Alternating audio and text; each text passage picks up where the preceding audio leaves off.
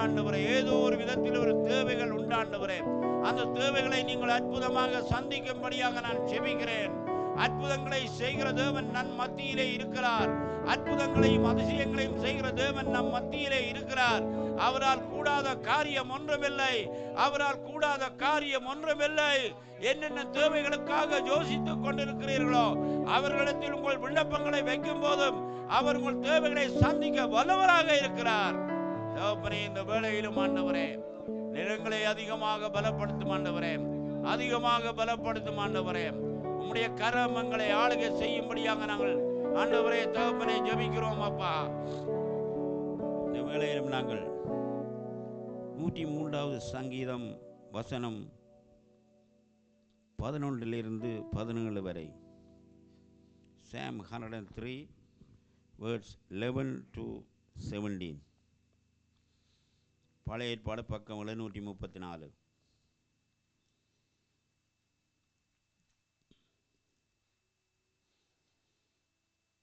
பூமிக்கு வானம் எவ்வளவு உயரமாய் இருக்கிறதோ அவருக்கு பயப்படுகிறவர் மேல் அவருடைய கிருபையும் அவ்வளவு பெரிதாய் இருக்கிறது. மேற்குக்கும் கிழக்குக்கும் எவ்வளவு தூரமோ அவ்வளவு தூரமாய் அவர் நம்முடைய பாவங்களை நம்ம விட்டு விலக்கினார். தகப்பன் தன் பிள்ளைகளுக்கு இறங்குறது போல கர்த்தர் தமக்கு பயந்தவர்களுக்கு இறங்குகிறார். நம்முடைய உருவம் இன்னதென்று அவர் அறிவார். நாம் மண்ணென்று நினைவு கூறுகிறார். மனுஷனுடைய நாட்கள் புல்லுக்கு ஒப்பாய் இருக்கிறது. வெளியின் புஷ்பத்தை போல் பூக்குறான். காற்று அதன் மேல் வீசினவுடனே அது இல்லாமல் போயிட்டு, அது இருந்த இடமும் இனி அதை அறியாது. கர்த்தருடைய கிருபையோ அவருக்கு பயந்தவர்கள் மேலும் அவருடைய நீதி அவர்களுடைய பிள்ளைகள் மேலும் அனாதியாய் என்றென்றைக்கும் இருக்கிறது. இங்கே சொல்லப்பட்டிருக்கிறது, 3 வசனம் சொல்லுகிறது, கர்த்தருக்கு பயந்தவர்கள் எப்படியான காரியங்களில் இருப்பார்கள் என்று. கிருபை இருக்கிறதாம். 17வது வசனம் சொல்லுகிறது, கர்த்தருடைய கிருபையோ அவருக்கு பயந்தவர்கள் மேலும் அவருடைய நீதி அவர்கள் பிள்ளைகள் மேலும் அனாதியாய் என்றென்றைக்கும் இருக்கிறது. கர்த்தருக்கு பயப்படும் போது எங்கள் பரம்பரையை அவர் ஆசீர்வதிக்கிறார். பாருங்கள், பிள்ளைகள் மேலும் இருக்கிறது. நாங்கள் அவருக்கு பயப்படும் போது அவர் எவ்வளவு பெரிய காரியங்கள் எங்களுக்கு வைத்திருக்கிறார் என்பதை இந்த இடத்திலே நாங்கள் பார்க்க முடிகிறது. வசனம் ஒரு நாளும் பொய் சொல்லாது. இந்த வசனத்தை விசுவாசிக்கிறவர்களுக்கும் வாசித்து தியானிக்கிறவர்களுக்கும் இது அப்படியே நடக்கும். இந்த காலை வேளையிலும் ஆண்டவரே, நாங்கள் உமக்கு பயந்து வாழ வேண்டும் என்று எங்களை அர்ப்பணிக்கிறோம் ஆண்டவரே. எந்த விதத்திலும் எந்த இடத்திலும் வேலை செய்கிற இடத்திலும் ஆண்டவரே, எங்களுடைய வீட்டிலும் உறவினர்கள் மத்தியிலும் நாங்கள் உம்முடைய பயத்தோடு வாழக்கூடியதாக உம்முடைய கிருபையை தாரும் ஆண்டவரே. உம்முடைய கிருபையை தாரும் ஆண்டவரே. பரிசுத்த ஆவியானவரே, நாங்கள் பாவங்கள் மேல் கை போடாதபடி, பாவத்தை நினைக்காதபடி, பாவத்தை பேசாதபடி ஆண்டவரே எங்களுக்கு கிருபை தரும்படியாக நாங்கள் ஜெபிக்கிறோம். உமக்கு பயந்து வாழக்கூடிய அந்த கிருபையை இந்த காலை வேளையிலே எங்களுக்கு தரும்படியாக நாங்கள் ஜெபிக்கிறோம் ஆண்டவரே. எப்பொழுதும் ஆண்டவரே, மரணம் எங்களை பிரிக்கும் வரை நாங்கள் உம்முடைய வார்த்தைக்கு பயந்து வாழக்கூடியதாக, உமக்கு பயந்து வாழக்கூடியதாக உம்முடைய கிருபையினால் நிரப்பும் ஆண்டவரே. உம்முடைய கிருபையினால் நிரப்பும் ஆண்டவரே. இந்த காலை வேளையிலும் ஆண்டவரே, உமது கரத்திலே எல்லா காரியங்களையும் ஒப்புக் கொடுத்து இயேசு கிறிஸ்துவின் நாமத்தினாலே நான் ஜெபிக்கிறேன் என் ஜீவனுள்ள நல்ல பிதாவே, ஆமென்.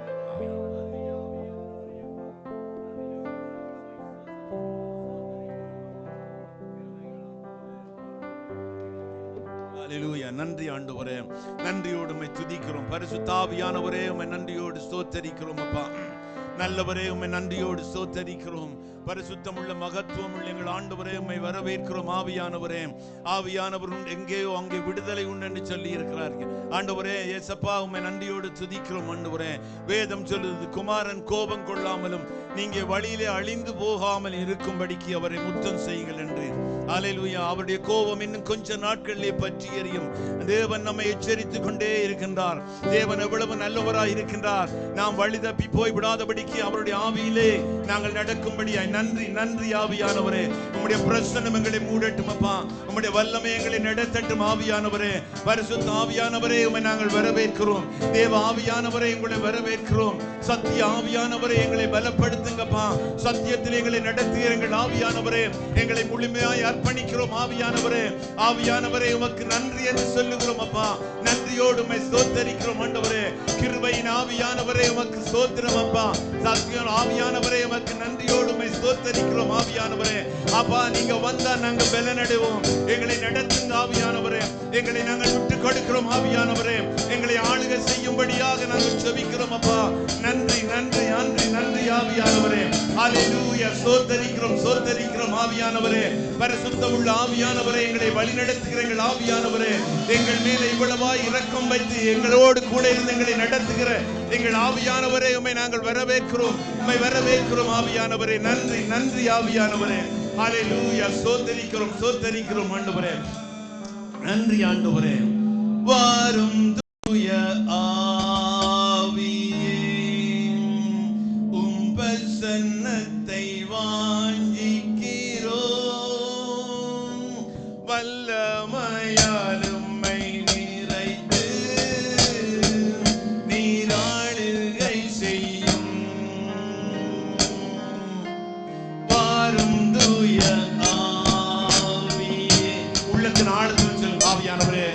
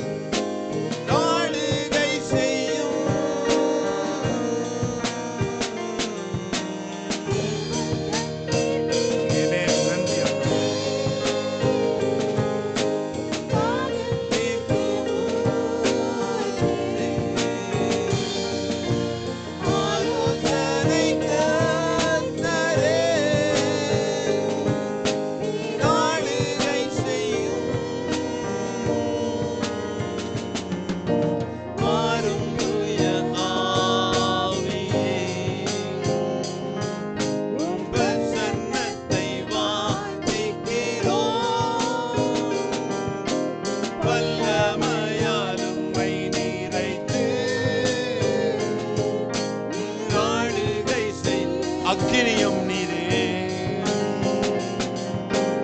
அக்கினியும் நீரே, பெருங்காற்றும் நீரே, பெருமழை போலவே ஆவியை ஊற்றும்.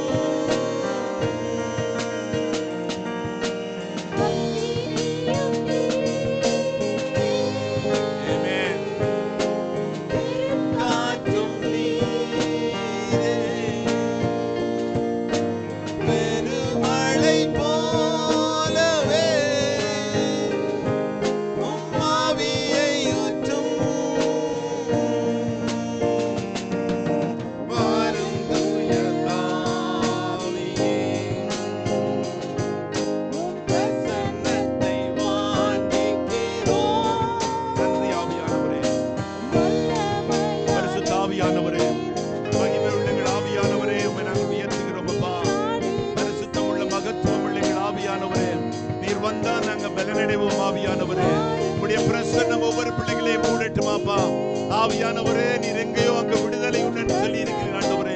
கர்த்தரே ஆவியானவர், அவருடைய ஆவி எங்கேயோ அங்கே விடுதலை உண்டு. நாங்கள் விடுதலையோடு உம்மை ஆராதிக்கும்படியாக கர்த்தருடைய ஆவியானவர் எங்களை நடத்துவாராக. நன்றி நன்றி ஆவியானவரே. ஹல்லேலூயா ஹல்லேலூயா. நமக்கு நன்றி செலுத்துகிறோம் ஆவியானவரே. ஹல்லேலூயா. நன்றி ஆவியானவரே. ஆவியானவரே, உங்களை நாங்கள் வரவேற்கிறோம் அப்பா. உம்முடைய பிரசன்னம் எங்களை மூடட்டும் அப்பா. உம்முடைய வல்லமை எங்களை நடத்தட்டும் ஆவியானவரே. ஹல்லேலூயா. நன்றி ஆவியானவரே. ஹல்லேலூயா. நன்றி நன்றி ஆவியானவரே. நன்றியோடு ஆண்டவரே. என் உயிரான உயிரான உயிரான இயேசு, என் உயிரான உயிரான உயிரான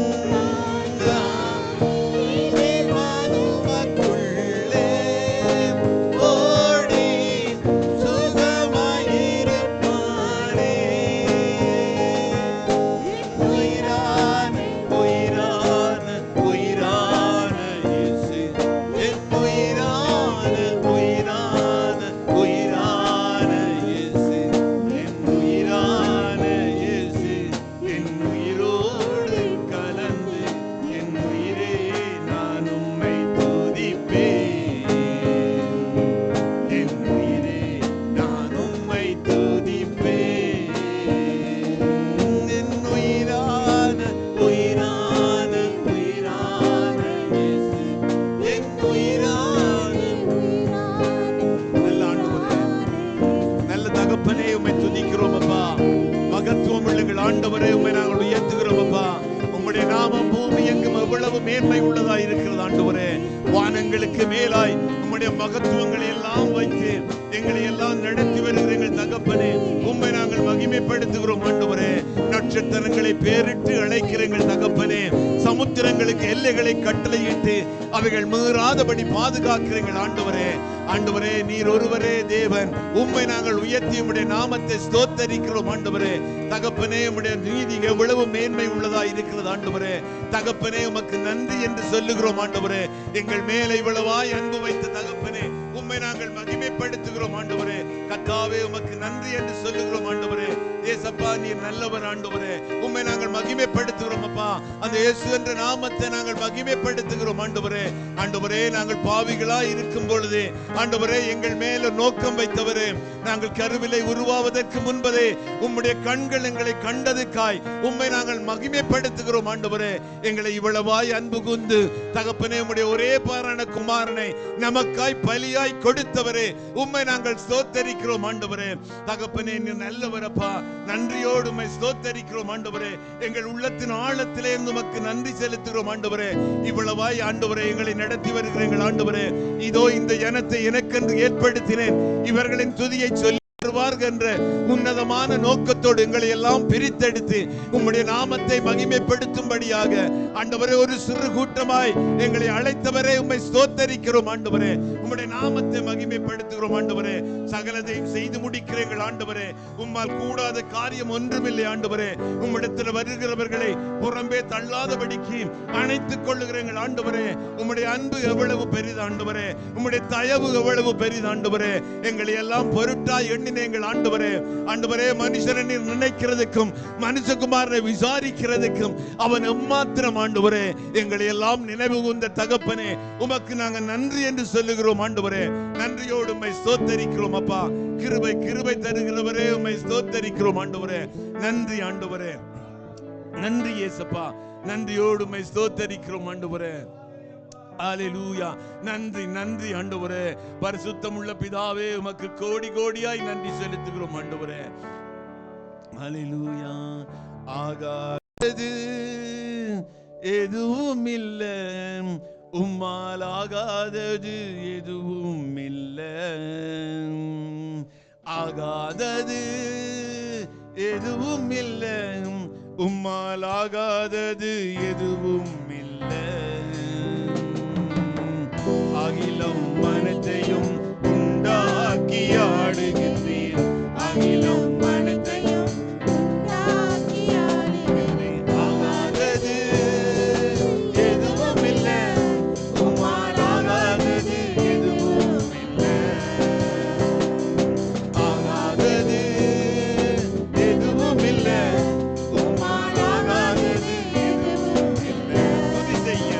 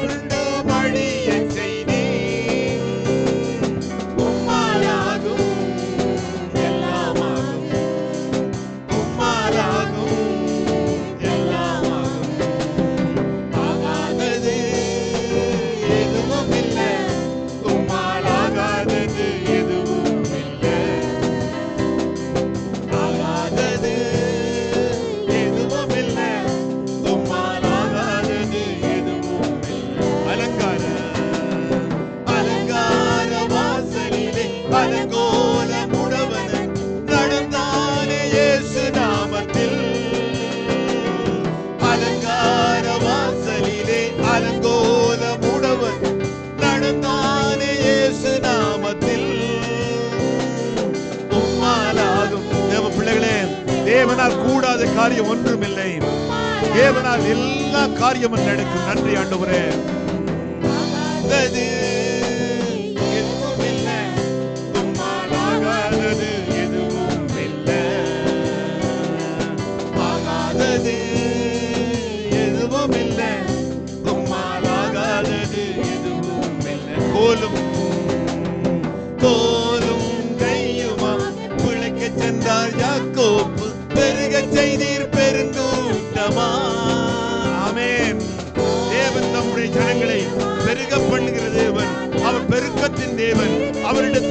கொடுக்கிறதை அந்நாள் பரியந்தம் அவர் பாதுகாத்து நடத்த வல்லமை உள்ள தேவன் நம்முடைய தேவன். அப்படிப்பட்ட நல்லொரு தேவனை நாம் ஆராதிக்கிறோம். எல்லாமாகும் உம்மாலாகும், எல்லாமாகும், ஆகாதது எதுவும் இல்லை, உம்மாலாகாதது எதுவும் இல்லை, ஆகாதது எதுவும் இல்லை, உம்மாலாகாதது எதுவும் இல்லை. கண்ணீரை கண்டதாலே கல்லறைக்கு சென்றவனை கரம் பிடித்து தூக்கி விட்டீர். தேவன் வல்லமை உள்ள தேவன்.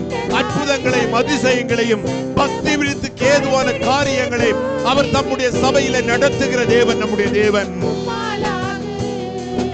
எல்லாமாகும் உம்மாலாகும், எல்லாமாகும், ஆகாதது எதுவும் இல்லை, உம்மாலாகாதது எதுவும் இல்லை, ஆகாதது எதுவும் இல்லை, உம்மாலாகாதது எதுவும் இல்லை. அகிலம் மனத்தையும் உண்டாக்கி ஆளுகின்றீர், அகிலம் மனத்தையும் உண்டாக்கி ஆளுகின்றீர், ஆகாதது எதுவும் இல்லை, உம்மாலாகாதது எதுவும் இல்லை, ஆகாதது எதுவும் இல்லை, உம்மாலாகாதது எதுவும் இல்லை. கோலும் கையுமாக நன்றி ஆண்டவரே. தகப்பனே உம்மை நன்றியோடு உயர்த்துகிறோம் அப்பா. பரிசுத்தமுள்ள பிதாவே, உம்மிடத்திலே நாங்கள் வெறுமையாய் வந்தோம் ஆண்டவரே. இன்றைக்கு உம்முடைய ஆவியினால் எங்களை நிறைத்து உம்முடைய நாமத்தை உயர்த்தும்படியான பெரிதான கிருபையை நீர் எங்களுக்கு தந்திருக்கிறீர் ஆண்டவரே. இப்படிப்பட்ட சிலாக்கியத்தை பெற நாங்கள் தகுதியற்றவர்களாய் இருந்தும் எங்களை தகுதிப்படுத்தி உம்முடைய கல்வாரி இரத்தத்தினாலே ஆண்டவரே நீர் எங்களை மீட்டுக் கொண்டு இவ்வளவு பெரிதான ரட்சிப்பை தந்த எங்கள் ஆண்டவரே உம்மை நாங்கள் மகிமைப்படுத்துகிறோம் அப்பா. உமக்கு ஈடாக ஆண்டவரே உம்மை போல வேறு தெய்வர்கள் இல்லை ஆண்டவரே, உம்மை போல தேவர்கள் இல்லை ஆண்டவரே. தகப்பனே நாங்கள் உம்மை ஆராதிக்கிறோம் அப்பா. ஜீவனுள்ள தேவனாகிய உம்முடைய தகப்பனே உம்மையே நாங்கள் ஆராதிக்கிறோம் அப்பா. உமக்கு ஒருவருக்கே நாங்கள் துதிகளை செலுத்துகிறோம் அப்பா. உமக்கு ஒருவருக்கே நாங்கள் ஆராதனைகள் செலுத்துகிறோம் ஆண்டவரே. தகப்பனே நீர் உயர்ந்திருப்பீராக, உம்முடைய நாமம் மகிமைப்படட்டும் ஆண்டவரே. உம்முடைய நாமம் ஒன்றே மகிமைப்படத்தக்கதாக கர்த்தாவே ஒவ்வொரு பிள்ளைகளை நீர் பயன்படுத்துவீராக. உம்முடைய நாமத்துக்கு மகிமையாக ஆண்டவரே உம்முடைய பிள்ளைகள் செய்கிற ஒவ்வொரு காரியத்திலும் கர்த்தருடைய கரம் பலமாய் செயல்படட்டும் ஆண்டவரே. நன்றியோடு உம்மை ஸ்தோத்தரிக்கிறோம் ஆண்டவரே. மகத்துவம் உள்ள எங்கள் ஆண்டவரே, கொள்ளை உள்ள பர்வதங்களிலும் பிரகாசம் உள்ள எங்கள் ஆண்டவரே, இஸ்ரவேலின் தகப்பனே, இந்த பூமியின் ராஜ்யங்களுக்கெல்லாம் தேவனாய் இருக்கிற எங்கள் ஆண்டவரே உம்மை நாங்கள் உயர்த்துகிறோம் அப்பா. எங்கள் மகிமையும் கேடகமும் ஆனவரே, எங்கள் ஆண்டவரே உம்மை துதிக்கிறோம் அப்பா. ஆண்டவரே எங்கள் சுதந்திரமும் எங்கள் பாத்திரத்தின் பங்குமாய் இருக்கிற எங்கள் ஆண்டவரே தகப்பனே, உம்மால் கூடாத காரியம் ஒன்றும் இல்லை ஆண்டவரே. சகலதும் உம்மால் ஆகும் என்பதை ஆண்டவரே நாங்கள் அறிந்திருக்கிறோம் ஆண்டவரே. தகப்பனே நம்மிடத்திலே ஆண்டவரே ஏசப்பா நாங்கள் வந்த பொழுது நீர் எங்களுக்கு செய்த எல்லா நன்மையான காரியங்களுக்காய் உம்மை நாங்கள் நன்றியோடு ஸ்தோத்தரிக்கிறோம் ஆண்டவரே. தகப்பனே உமக்கு நன்றி என்று சொல்லுகிறோம் அப்பா. இவ்வளவு பெரிதான ரட்சிப்பை தந்து ஆண்டவரே அனுதினம் புதிய புதிய கிருபையினால் எங்களை நிரப்பி தகப்பனே உம்முடைய சமூகத்திலே வைத்திருக்கிறீரே. இந்த ஜீவனுள்ளோர் தேசத்திலே ஆண்டவரே தகப்பனே நன்மையானவைகளை புசிக்கும்படியாக, நன்மையானவைகளை நாம் சுதந்திரிக்கும்படியாக இந்த தேசத்தில் எங்களை வைத்திருக்கிறீரே. அதற்காக உங்களுக்கு நாங்கள் நன்றி செலுத்துகிறோம் ஆண்டவரே. நாங்கள் அழிந்து போகாதபடிக்கு அனுதினமும் புதிய புதிய கிருபையினாலே எங்களை நிரப்பி நடத்துகிற எங்கள் ஆண்டவரே உமக்கு நன்றி செலுத்துகிறோம் ஆண்டவரே. தகப்பனே எங்களுவே நீர் எங்களுக்கு எல்லாமே நீர் தந்திருக்கிறீர் ஆண்டவரே. எல்லாவற்றையும் நீர் எங்களுக்கு தந்திருக்கிறீர் ஆண்டவரே. எங்களுடைய ஆவி ஆத்மா சரீரத்திலே புது பலன் தருகிற எங்கள் ஆண்டவரே உம்மை நாங்கள் உயர்த்தி நிற்கிறோம் அப்பா. தகப்பனே இந்த பூமியில வாழத்தக்கதான கிருபையை தந்திருக்கிறீர் ஆண்டவரே. ஆண்டவரே, இந்த பொல்லாத உலகத்திலே நாங்கள் நிற்கத்தக்கதான கிருபையை தந்திருக்கிறீர் ஆண்டவரே. அதற்காக உங்களுக்கு நாங்கள் நன்றி செலுத்துறோம் அப்பா. நன்றியோடு உம்மை ஸ்தோத்தரிக்கிறோம் அப்பா. சத்துருவாடிய சகல கிரியைகளுக்கும் எங்களை விலக்கி காக்கிறேன் ஆண்டவரே. உம்மை நாங்கள் மகிமைப்படுத்துகிறோம் அப்பா. நன்றியோடு உம்மை ஸ்தோத்தரிக்கிறோம் ஆண்டவரே. சகலவற்றை நீர் எங்களுக்கு தந்திருக்கிறீர் ஆண்டவரே. ஆண்டவரே, நீ தந்த எல்லா நன்மைகளுக்காய், நீ கொடுத்த எல்லா ஈவுகளுக்காய் நாங்கள் நன்றி செலுத்துகிறோம் ஆண்டவரே. ஆண்டவரே, இந்த பூமியில் எங்களை பிறக்க வைத்து இந்நாள் வரை எங்களை ஆதரித்து வந்த எங்கள் தகப்பனே, உம்மை நாங்கள் உயர்த்துகிறோம் அப்பா. உம்மை போல வேறு தேவர்கள் இல்லை ஆண்டவரே. உம்மை போல எங்களை நேசிக்க யார் உண்டு ஆண்டவரே? உம்மை போல எங்களை அரவணைக்க யார் உண்டு ஆண்டவரே? உம்மை போல எங்கள் மேலே அன்பு வைக்க, எங்கள் மேலே கிருபையை தர வேறு யார் உண்டு ஆண்டவரே? எல்லாம் நீர் தந்தது ஆண்டவரே. ஆண்டவரே, எல்லாவற்றையும் நீர் தந்திருக்கிறீர் ஆண்டவரே. உமக்கு நன்றி என்று சொல்லுகிறோம் அப்பா. நன்றியோடு உம்மை ஸ்தோத்தரிக்கிறோம் ஆண்டவரே. நன்றி ஆண்டவரே. நன்றியோடு உம்மை துதிக்கிறோம் அப்பா. நன்றி ஆண்டவரே. ஹல்லேலூயா. எல்லாமே நீர் தந்தது, எல்லாமே நீர் தந்தது, எல்லாமே நீர் தந்தது, எல்லாமே நீர் தந்தது.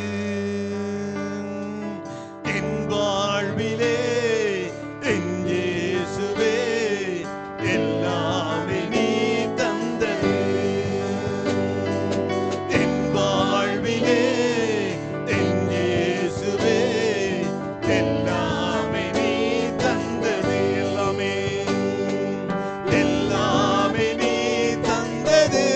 தேவ பிள்ளைகளே, நமக்கு எல்லாவற்றையும் தேவன் தந்திருக்கிறார். ஆமென். எல்லாமே நீர் தந்தது, எல்லாமே நீர் தந்தது. வாழும் பூமி, பூமி உறங்கும் இல்லம், உண்ணும் உணவு கல்வி செல்வம்.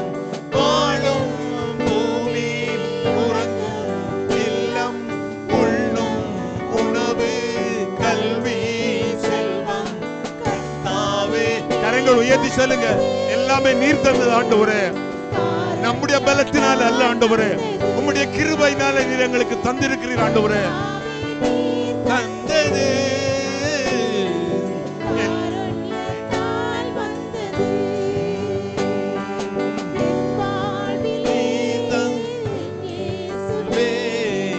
எல்லாமே நீர் தந்தது.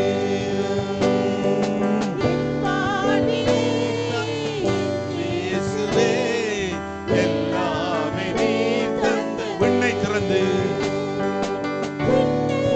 திறந்து மண்ணில் வந்து உம்மை கொடுத்து என்னை மீட்டு. தேவன் தம்முடைய கல்வாரி சிலுவையில தம்முடைய ஜீவனை கொடுத்து நமக்கு இவ்வளவு பெரிதான ரட்சிப்பை தந்தது நம்முடைய தேவன் ஒருவர் தான்.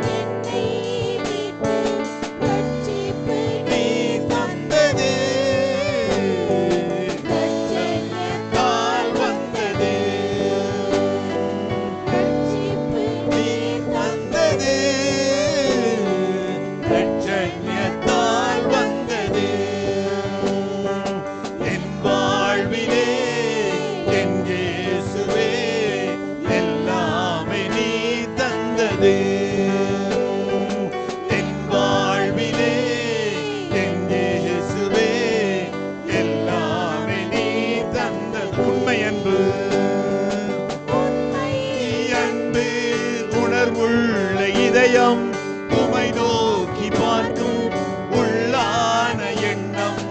உண்மை அன்பு உணர்வுள்ள இதயம் உம்மை நோக்கி பார்க்கும் உள்ளான எண்ணம். உன்னதரே நீர் தந்தது, உம்மன்பால் தான் வந்தது. உன்னதரே நீர் தந்தது,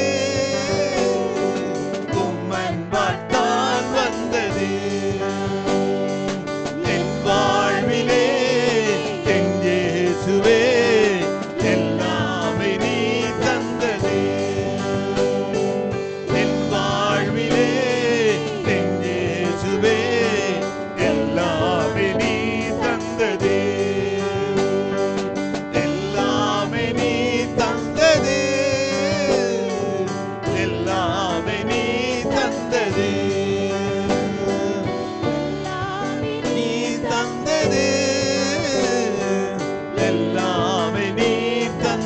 விண்ணை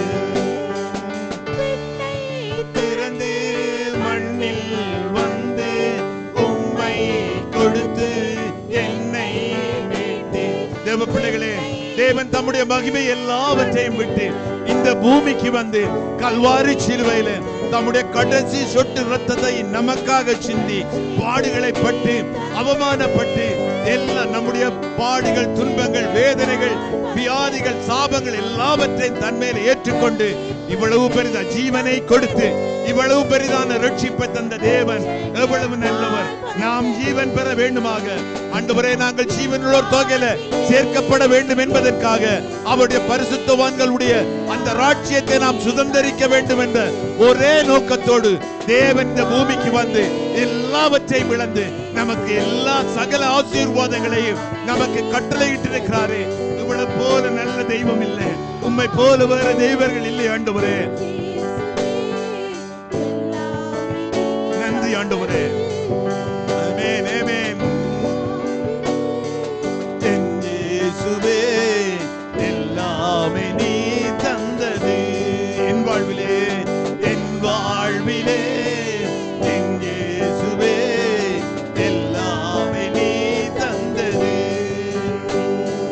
எல்லாமே நீ தந்தது, எல்லாமே நீ தந்தது, எல்லாமே நீ தந்தது, எல்லாமே நீ தந்தது என் வாழ்விலே. என் இயேசுவே எல்லாமே நீ தந்தது என் வாழ்விலே. என் இயேசுவே எல்லாமே நீ தந்தது. நன்றி ஆண்டவரே, எல்லாவற்றையும் எங்களுக்கு தந்து இந்த பூமியில் எங்களை ஜீவனோடு தொகையில இருக்கிறேன் ஆண்டவரே. உம்மை நாங்கள் மகிமைப்படுத்துகிறோம் அப்பா. உம்மை போல வேறு தேவர்கள் இல்லை ஆண்டவரே. அனுதினமும் புதிய புதிய கிருபையினால எங்களை மூடி நடத்துகிற எங்கள் ஆண்டவரே, உம்முடைய நீதி சந்ததி சந்ததியாய் தலைமுறை தலைமுறையாய் உம்முடைய கிருபை உம்முடைய நீதியும் எங்களை நடத்தி வருகிறது ஆண்டவரே. அதற்காக உம்மை நன்றியோடு துதிக்கிறோம் அப்பா. உம்மை நாங்கள் அண்டிக் கொள்ளுகிற பொழுதெல்லாம் தகப்பனே நீர் எங்களுக்கு கிருபை தருகிறீர் ஆண்டவரே. உம்மை நோக்கி கூப்பிடுகிற பொழுதெல்லாம் ஆண்டவரே நீர் செவி கொடுத்து எங்கள் தேவைகள் எல்லாவற்றையும் சந்தித்து எங்களை ஆசீர்வதிக்கிற எங்கள் ஆண்டவரே, உம்மை நாங்கள் மகிமைப்படுத்துகிறோம் அப்பா. உமக்கு ஒருவருக்கே நாங்கள் ஆராதனை செய்கிறோம் அப்பா. இந்த நாட்களில் ஆண்டவரே உம்முடைய பிள்ளைகளாய் உம்முடைய சமூகத்திலே உம்முடைய சத்தத்தை கேட்கும்படியாய் கூடியிருக்கிற உம்முடைய பிள்ளைகள் வெறுமையாய் திரும்பி விடாதபடிக்கு உம்முடைய பலத்தினால இடைக்கட்டுங்க ஆண்டவரே. என்னென்ன எதிர்பார்ப்புகளோடு, என்னென்ன தேவைகளோடு, என்னென்ன பாரங்களோடு உம்முடைய பிள்ளைகள் உம்முடைய சமூகத்தில் வந்திருந்தாலும் கர்த்தர் நீர் எல்லாவற்றையும் நிறைவாக்குகிறவரப்பா. உம்முடைய பிள்ளைகளுடைய வாழ்க்கையிலே அனுகூலமான கிரியைகளை நடப்பிக்கிறவரப்பா. உம்மை நம்பி வந்திருக்கிற பிள்ளைகள் வெட்கப்பட்டு போகாதபடிக்கு, பெருமையாய் திரும்பி விடாதபடிக்கு கர்த்தருடைய ஆசீர்வாதத்தை ஆண்டவரே உம்முடைய பிள்ளைகள் சுதந்திரித்தக்கதாக கர்த்தருடைய கரம் எப்பொழுதும் உம்முடைய பிள்ளைகளை ஆசீர்வதிக்கட்டும் அப்பா. உம்முடைய பிள்ளைகள் உம்மை நோக்கி கூப்பிடுகிற பொழுதெல்லாம் ஆண்டவரே, உம்மை நோக்கி முழங்கால் படியிடுகிற பொழுதெல்லாம் கர்த்தருடைய பிரசன்னம், கர்த்தருடைய மகிமை உம்முடைய பிள்ளைகளை மூடட்டும் ஆண்டவரே. வந்த வண்ணமாய் திரும்பாதபடிக்கு ஆண்டவரை ஒரு மாறுதலோடு நான் வந்தது நல்லது என்று உம்முடைய பிள்ளைகள் தங்களுடைய இருதயத்திலே உம்முடைய ஆவியிலே ஆண்டவரை உம்முடைய களிகூறத்தக்கதான கிருபையை நீர் கொடுக்கும்படியா நான் ஜெபிக்கிறேன் ஆண்டவரே. ஒவ்வொரு பிள்ளைகளும் கர்த்தாவே இயேசுப்பா உம்மை நினைக்கிற நினைவும் உம்முடைய நாமமும் அவருடைய ஆவியிலே ஒரு பலமாய் அமரட்டும் ஆண்டவரே. அவருடைய ஆவியிலே அது ஒரு நினைவாகட்டும் ஆண்டவரே. கர்த்தாவே உமக்கு நன்றி செலுத்துகிறோம் ஆண்டவரே. உம்முடைய நாமமும் ஆண்டவரே உம்மை நினைக்கிற நினைவும் ஆண்டவரே ஆத்மாவிலே ஒரு பலத்தை கொடுக்கட்டும் ஆண்டவரே. ஆத்மாவிலே ஒரு விடுதலையை கொடுக்கட்டும் ஆண்டவரே. உம்முடைய பிள்ளைகளை ஆசீர்வதிக்கிறேன் ஆண்டவரே. நான் உம்முடைய பிள்ளைகளை ஆசீர்வதிக்கவே ஆசீர்வதிப்பேன் என்று சொன்னேன் ஆண்டவரே. உமக்கு நன்றி செலுத்துகிறோம் அப்பா. ஆண்டவரே உம்மிடத்தில் வந்த பிள்ளைகள் ஒரு நாளும் ஆண்டவரை வெறுமையாய் திரும்பி விடாதபடிக்கு கர்த்தர் உங்களை காக்க கடவர் என்று சொல்லி இருக்கிற ஆண்டவரே. கர்த்தர் உங்கள் மேலே கிருபையாய் இருக்க கடவர் என்று சொல்லி இருக்கிற ஆண்டவரே. கர்த்தர் உங்களுக்கு சமாதானத்தை அனுக்கிரகம் பண்ணுகிற தேவனாய் இருக்கிறார். அவரை அண்டிக் கொள்ளுகிற பொழுது அவர் நமக்கு நன்மையான காரியங்களையே செய்கிற தேவனாய் இருக்கிறார். அப்படி ஒரு நல்ல தேவனை நாம் ஆராதிக்கிறோம். இந்த தேவனை நாம் விட்டு விடாதபடிக்கு அனுதினமும் அவரை நாங்கள் அண்டிக் கொள்ளுகிற பொழுது, அனுதினமும் அவருடைய சமூகத்தில் நாம் சேருகிற பொழுது தேவன் எவ்வளவு நன்மையான காரியங்களை அனுதினமும் புதிய புதிய கிருபைகளை தந்து நம்மை நடத்த வல்லமை உள்ள தேவனை ஆராதிக்கிறோம். நன்றி ஆண்டவரே. ஒவ்வொரு பிள்ளைகளையும் பேர் பெறாய் உம்முடைய சமூகத்தில் நான் கொடுக்கிற ஆண்டவரே, ஒப்பு கொடுக்கிற ஆண்டவரே. தேவ கரம் ஒவ்வொரு பிள்ளைகளையும் ஆசீர்வதிக்கட்டும் அப்பா. ஒவ்வொரு பிள்ளைகளையும் கர்த்தர் கிருபையாய் நடத்துவீராக ஆண்டவரே.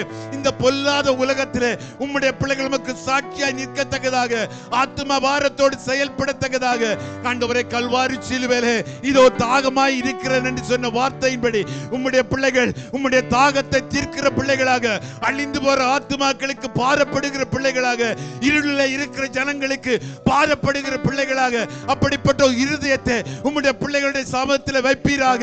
அப்படிப்பட்ட இருதயத்தை உம்முடைய பிள்ளைகளுக்கு கொடுப்பீராக ஆண்டவரே. ஆண்டவரே, வருகிற காலம் பொல்லாதவைகளா இருக்கிறது ஆண்டவரே. நாங்கள் நிலைநிற்க முடியாத காலம் ஆண்டவரே. காலத்தை பிரயோஜனப்படுத்தத்தக்கதாக கர்த்தாவே ஒவ்வொரு பிள்ளைகளையும் பலப்படுத்துங்கப்பா, பலப்படுத்துங்க ஆண்டவரே, உருவாக்குங்க ஆண்டவரே. உம்முடைய கரத்தில் ஒப்பு கொடுக்கிறோம் அப்பா. ஒவ்வொரு பிள்ளைகளையும் பேர் பேராய் ஒப்பு கொடுக்கிற ஆண்டவரே. தேவ கரம் நடத்தட்டும் அப்பா, தேவ கிருபை மூடட்டும் ஆண்டவரே. உம்முடைய பிள்ளைகள் ஒரு நாளும் மௌனமாய் இராதபடிக்கு, இந்த நாட்கள்ல மௌனமாய் இராதபடிக்கு கர்த்தாவே உம்முடைய சத்தியத்தை சத்தியமாய் பிரசங்கிக்கத்தக்கதாக, சமயம் வாய்த்தாலும் வாய்க்காவிட்டாலும் உம்முடைய சத்தியத்தை பிரசங்கிக்கத்தக்கதாக கிருபையை கொடுங்க ஆண்டவரே, கிருபையை கொடுங்க ஆண்டவரே, கிருபையை கொடுங்க ஆண்டவரே. நன்றி ஆண்டவரே, நன்றியோடு உம்மை துதிக்கிறோம் அப்பா. நீ செய்கிற எல்லா நன்மைகளுக்காய் நன்றி ஆண்டவரே.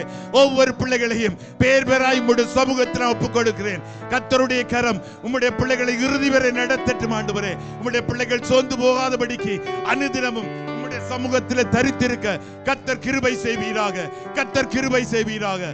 தொடர்ந்து உம்முடைய கரம் ஒவ்வொரு பிள்ளைகளையும் ஆளுகை செய்யும்படியாக இயேசு கிறிஸ்து என்ற அந்த வல்லமை உள்ள நாமத்திலே எங்களை தாழ்த்தி உயர்த்தி ஜெபங்கேற்கிறோம் எங்கள் நல்ல பிதாவே. ஆமென். அல்லேலூயா. கர்த்தர் நல்லவர். ஆமென். ஆண்டவரே, நல்ல ஆண்டவர், நம்மை ஆராதிக்கிறோம். அனுதினமும் நம்மை நடத்தி வருகிற ஆண்டவர். அவருடைய கிருபை இல்லாவிட்டால் நாம் இந்த பூமியில நிற்க முடியாது. பிள்ளைகளே, நாங்க நினைக்கிறோம் ஏதோ நம்முடைய பலத்தில் நாங்கள் உலாவுகிறோம் என்று.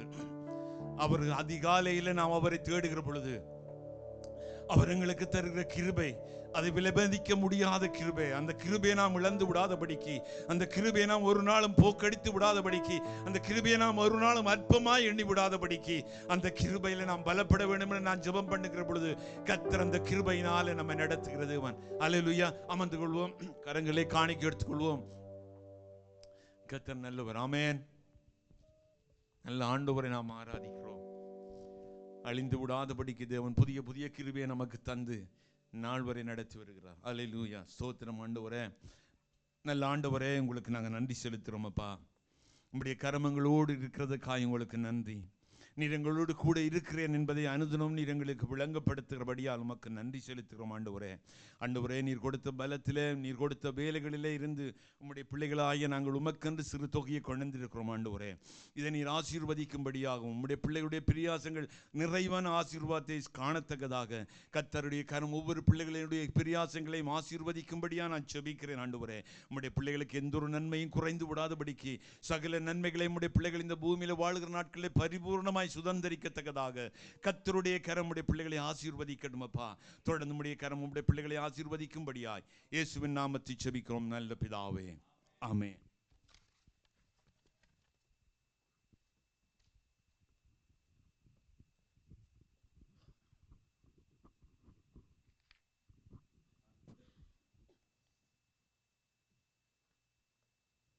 சேர்க்கும் பொழுது உங்களுக்கு முன்பதாக நான் அறிவித்தில் வைக்கின்றேன். வழக்கம் போல வீட்டு கூட்டங்கள் வழக்கம் போல நடைபெற்று கொண்டிருக்கிறது. அது மாத்திரமல்ல, வெனிஸ்டே ப்ரேயர் ஸ்காப்ரோலே சத்யாசிர விலையும் பிரண்டன் பதிலே தர்ஷினி வீட்டிலே நடைபெறும் என்பதையும் நான் உங்களுக்கு தெரிந்து கொள்கிறோம். அதுக்கு பொறுப்பாக ஸ்காப்ரோ பதிலே அங்கே மதிபெறும் பாச ஜோச்சம், பிரண்டன் பதிலே பிரதர் செந்தில்புரம் இருக்கார்கள். நீங்கள் தொடர்பு கொண்டு அந்த நேரங்களை நீங்கள் கேட்டு என்னமாக தேவனுக்குள்ளாக நிற்கும்படியாக உங்களை மீண்டும் சொல்கிறேன்.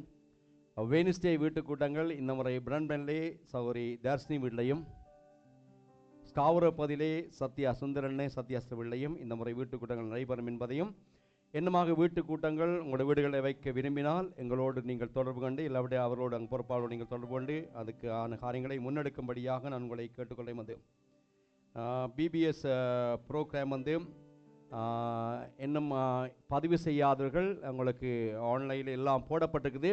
பதிவு செய்யும்படியாக நீங்கள் புதிய ஜனங்களுக்கு இதை அனுப்பி தேவனுக்குள்ளாக அந்த பிள்ளைகளும் தேவனுக்குள்ளாக வளரக்கூடிய அளவுக்கு இது சந்தர்ப்பமாக இருக்கிறபடினாலேயும் அங்கே பின்பதாக துண்டு பிரசம் இருக்குது. இந்த துண்டு பிரசங்களை கொண்டு போங்க. முக்கியமாக கடைகளில் போய் நின்றீங்கன்னா இந்த நாட்களில் அதிகமான ஜனங்கள் இந்தியாவிலிருந்து இலங்கையிலிருந்து வந்து திரளான கூட்டங்கள். அங்கே நீங்கள் சந்திக்க வேண்டிய இடம் நீங்கள் தேடி போக வேண்டிய யோசனை இல்லை. அங்கே சூப்பர் மார்க்கெட்டுகள் தமிழ் கடைகளுக்கு போனால் ஒரு திரள் கூட்டம் நின்று கொண்டிருக்குது.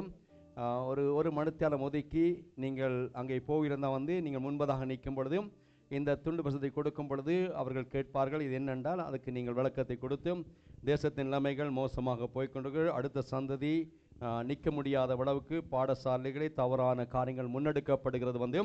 இந்த காரியங்களுக்கு ஒரு ஆயத்தமாக இந்த காரியங்கள் முன்னெடுக்கப்படுது. இதில் நீங்கள் கலந்து கொள்ளும்படியாக ஃப்ரீயாக டிஷர்ட், ஃப்ரீயாக சாப்பாட்டுகள் எல்லாம் கொடுக்கணும் நீங்கள் சொல்லும் பொழுது நிச்சயமாக அது அவருடைய ஆவிக்குரிய வாழ்க்கையிலே பிள்ளைகளை சந்திப்பது மூலமாக மாத்திரமல்ல அந்த குடும்பத்தை இந்த ஒன்று நடத்தக்கூடிய அளவுக்கு இது ஒரு சந்தர்ப்பம். இந்த ஆண்டிலே 10 ஆண்டை நாங்கள் பூரணப்படுத்துகிறோம். 9 ஆண்டுகளும் ஒரு நன்மையும் குறைபடாதபடி திட்டங்களை தந்து திட்டங்களை வழிநடத்தி நெறிப்படுத்தி இதுவரையும் செய்த தேவன் இந்த 10வது ஆண்டிலே காலெடுத்து வைக்கிறோம். இன்னும் சிறப்பாக நடப்பதற்கு நீங்கள் ஜெபத்திலே தாங்கிக் கொள்ளும்படியாக இந்த 4 சட்டடையும் நீங்கள் ஏதாவது உணவு பரிமாற்றங்கள் செய்ய விரும்பினால், அதாவது கிட்ஸுக்கு செப்பரேட்டாகவும் பெரிய ஆக்களுக்கும் நீங்கள் சொன்னால் அங்கே எங்களோடு நீங்கள் தொடர்பு கொள்ளும்படியாக அஞ்சோடு தொடர்புபடியாக கேட்டுக்கிறேன். வழக்கத்தை போல 9 ஆண்டுகளும் குறிப்பிட்ட ஜனங்கள்தான் இதிலே பங்களிப்புகள். உங்களாலே இயன்றால் நீங்களும் இதிலே பங்கடைய வேணுமா என்றால் எங்களோடு நீங்கள் தொடர்பு கொள்ளும்படியாக உங்களை கத்தை தொடர்ந்தும் கிருபியாக வழி நடத்துவாராக. இந்த நாளே முரளி அவர்கள் ஸ்பெஷல் சாங், ஆனால் அவருடைய குரல் வளம் கொஞ்சம் இருக்கக்கூடிய அடுத்த முறை முரளி அவர்கள் ஒரு ஸ்பெஷல் சாங்கை எங்களுக்கு கொண்டு வருவார் என்பதையும் நான் உங்களுக்கு தெரிவித்துக்கொண்டேன். கர்த்தர் தொடர்ந்து கிருபியாக வழி நடத்துவார். தேசத்தின் நிலைமைகள் மோசமாக இருந்தாலும் நம்முடைய தேவன் இன்றைக்கும் ஆளுகை செய்து கொண்டிருக்கிறார். அதை மறக்க வேண்டாம். அந்த தேசத்திலே அதாவது ஹீட்டு வெப்பங்கள் பயங்கரமாக போய்கொண்டிருந்தாலும் கூட எல்லாவற்றுக்கு மேலாக அவர் நம்முடைய வாழ்க்கையிலே போதுமானவராய் இருக்கிறபடினாலே தொடர்ந்து தேவனுக்குள்ளாக முன்னேறுவோம். தேவன் நம்மை வழி நடத்துவார். என்னமாக குறிப்பாக இந்த பிபிஎஸ் காரியங்களுக்காக உங்கள் ஜெபங்களே அதிகமாக ஜெபிக்கும்படியா நீங்கள் செய்ய வேண்டிய ஒரு காரியம், தேவ சமூகத்திலே அதிகமாக ஜெபிக்கும் பொழுது காலநிலைகளை சாதகமாக அந்த 4 சட்டடைமை ஏற்படுத்தி தருவார். அது மாத்திரமல்ல, அநேக பிள்ளைகள் தேவனை அறியாத பிள்ளைகள் தேவனை அறியக்கூடிய அளவுக்கும் அடுத்த சந்ததி தேவனுக்குள்ளாக ஒரு பக்தி வைராக்கியம் உள்ள சந்ததி உருவாக்கக்கூடிய அளவுக்கும் இது ஒரு சந்தர்ப்பமாக இருக்கிறபடியாலே இதுக்கு உங்கள் நேரங்களை கொடுத்து தேவனுக்குள்ளாக தேவன் தந்த நாட்களை தேவனுக்காக பயன்படுத்தும்படியாக நான் உங்களை கேட்டுக்கிறேன். இந்த நேரத்தில் திருப்பிக் கொள்ளுமாக எல்லாருக்கும் தெரிந்த ஒரு வேத வசனம் மார்க்கு 10ஆம் அதிகாரத்தை எல்லாருமாக திருப்பிக் கொள்ளுமாக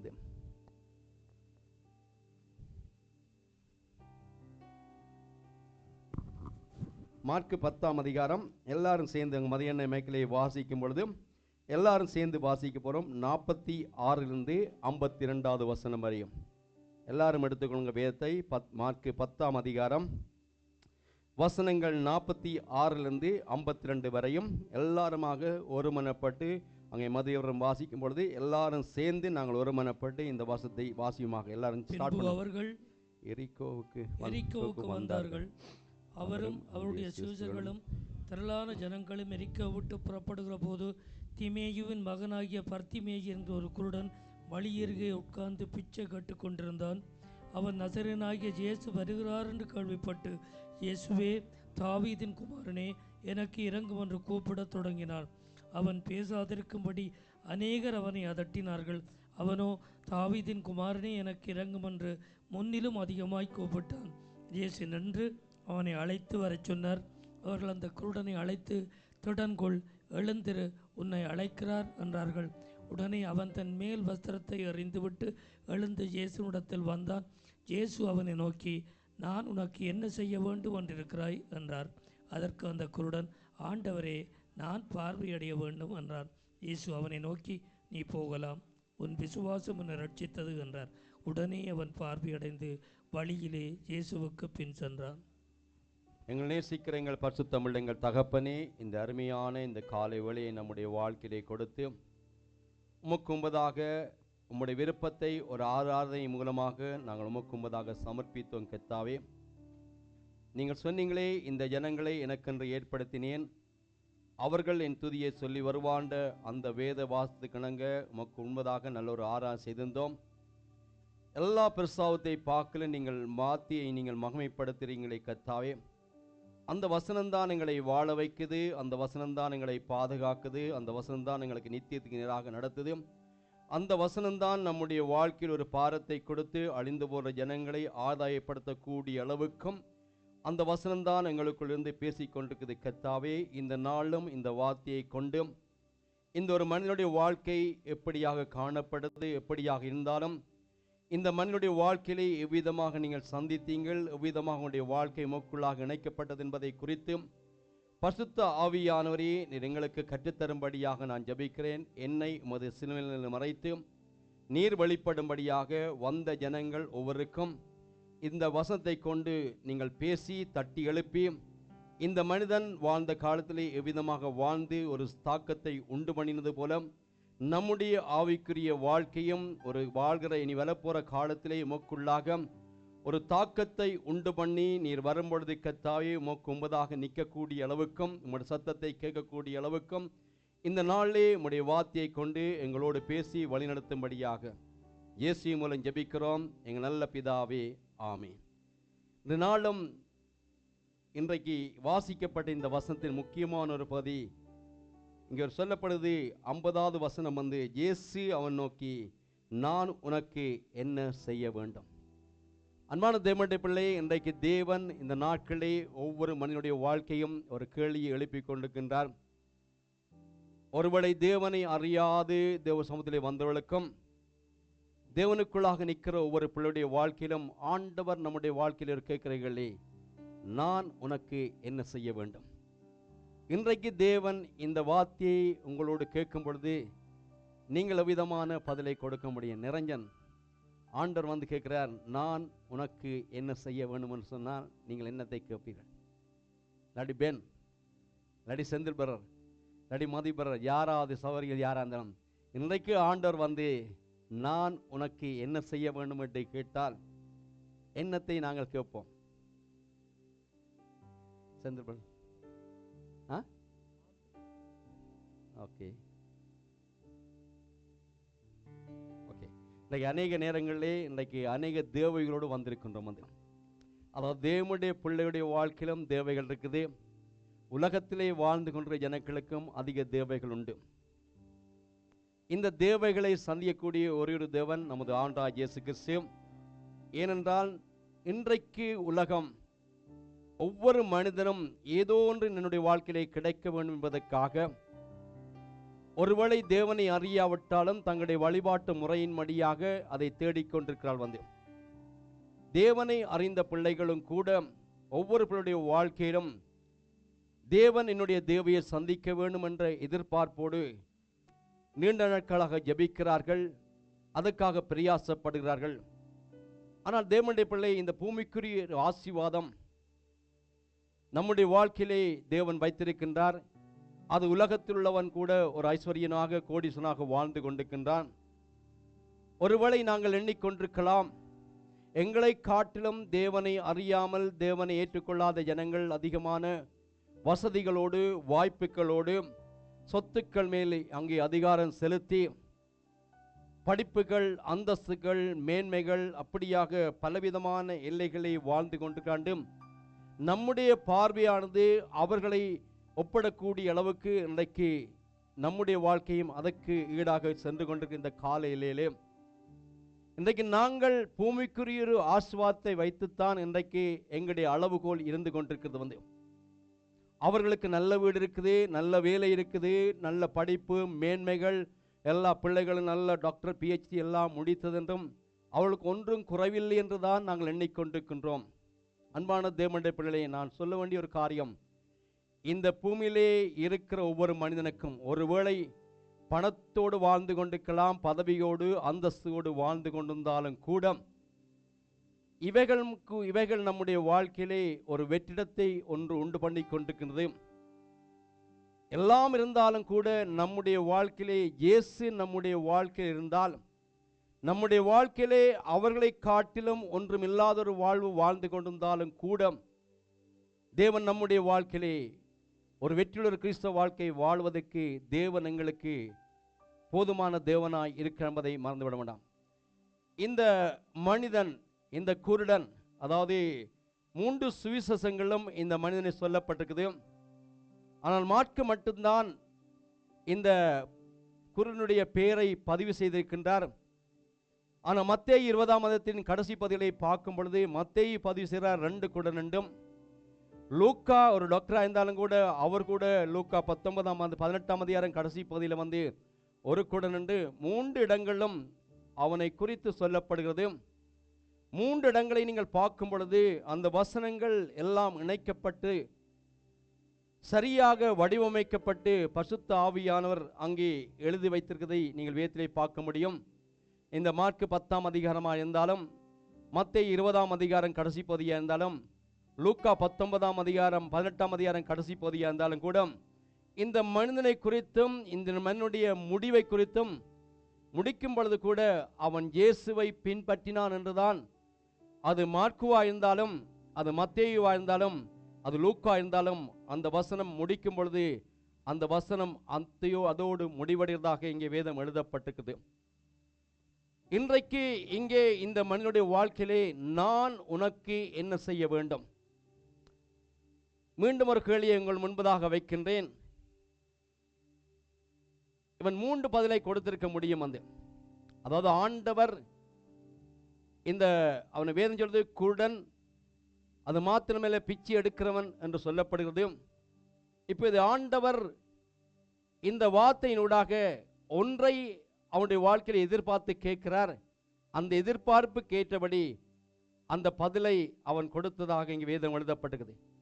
ஆனால் இன்றைக்கு இந்த கேள்வியை ஆண்டவர் இயேசு கிறிஸ்து இந்த இதில் கேட்டிருந்தால் 3 விதமான பதில் வந்திருக்கும்.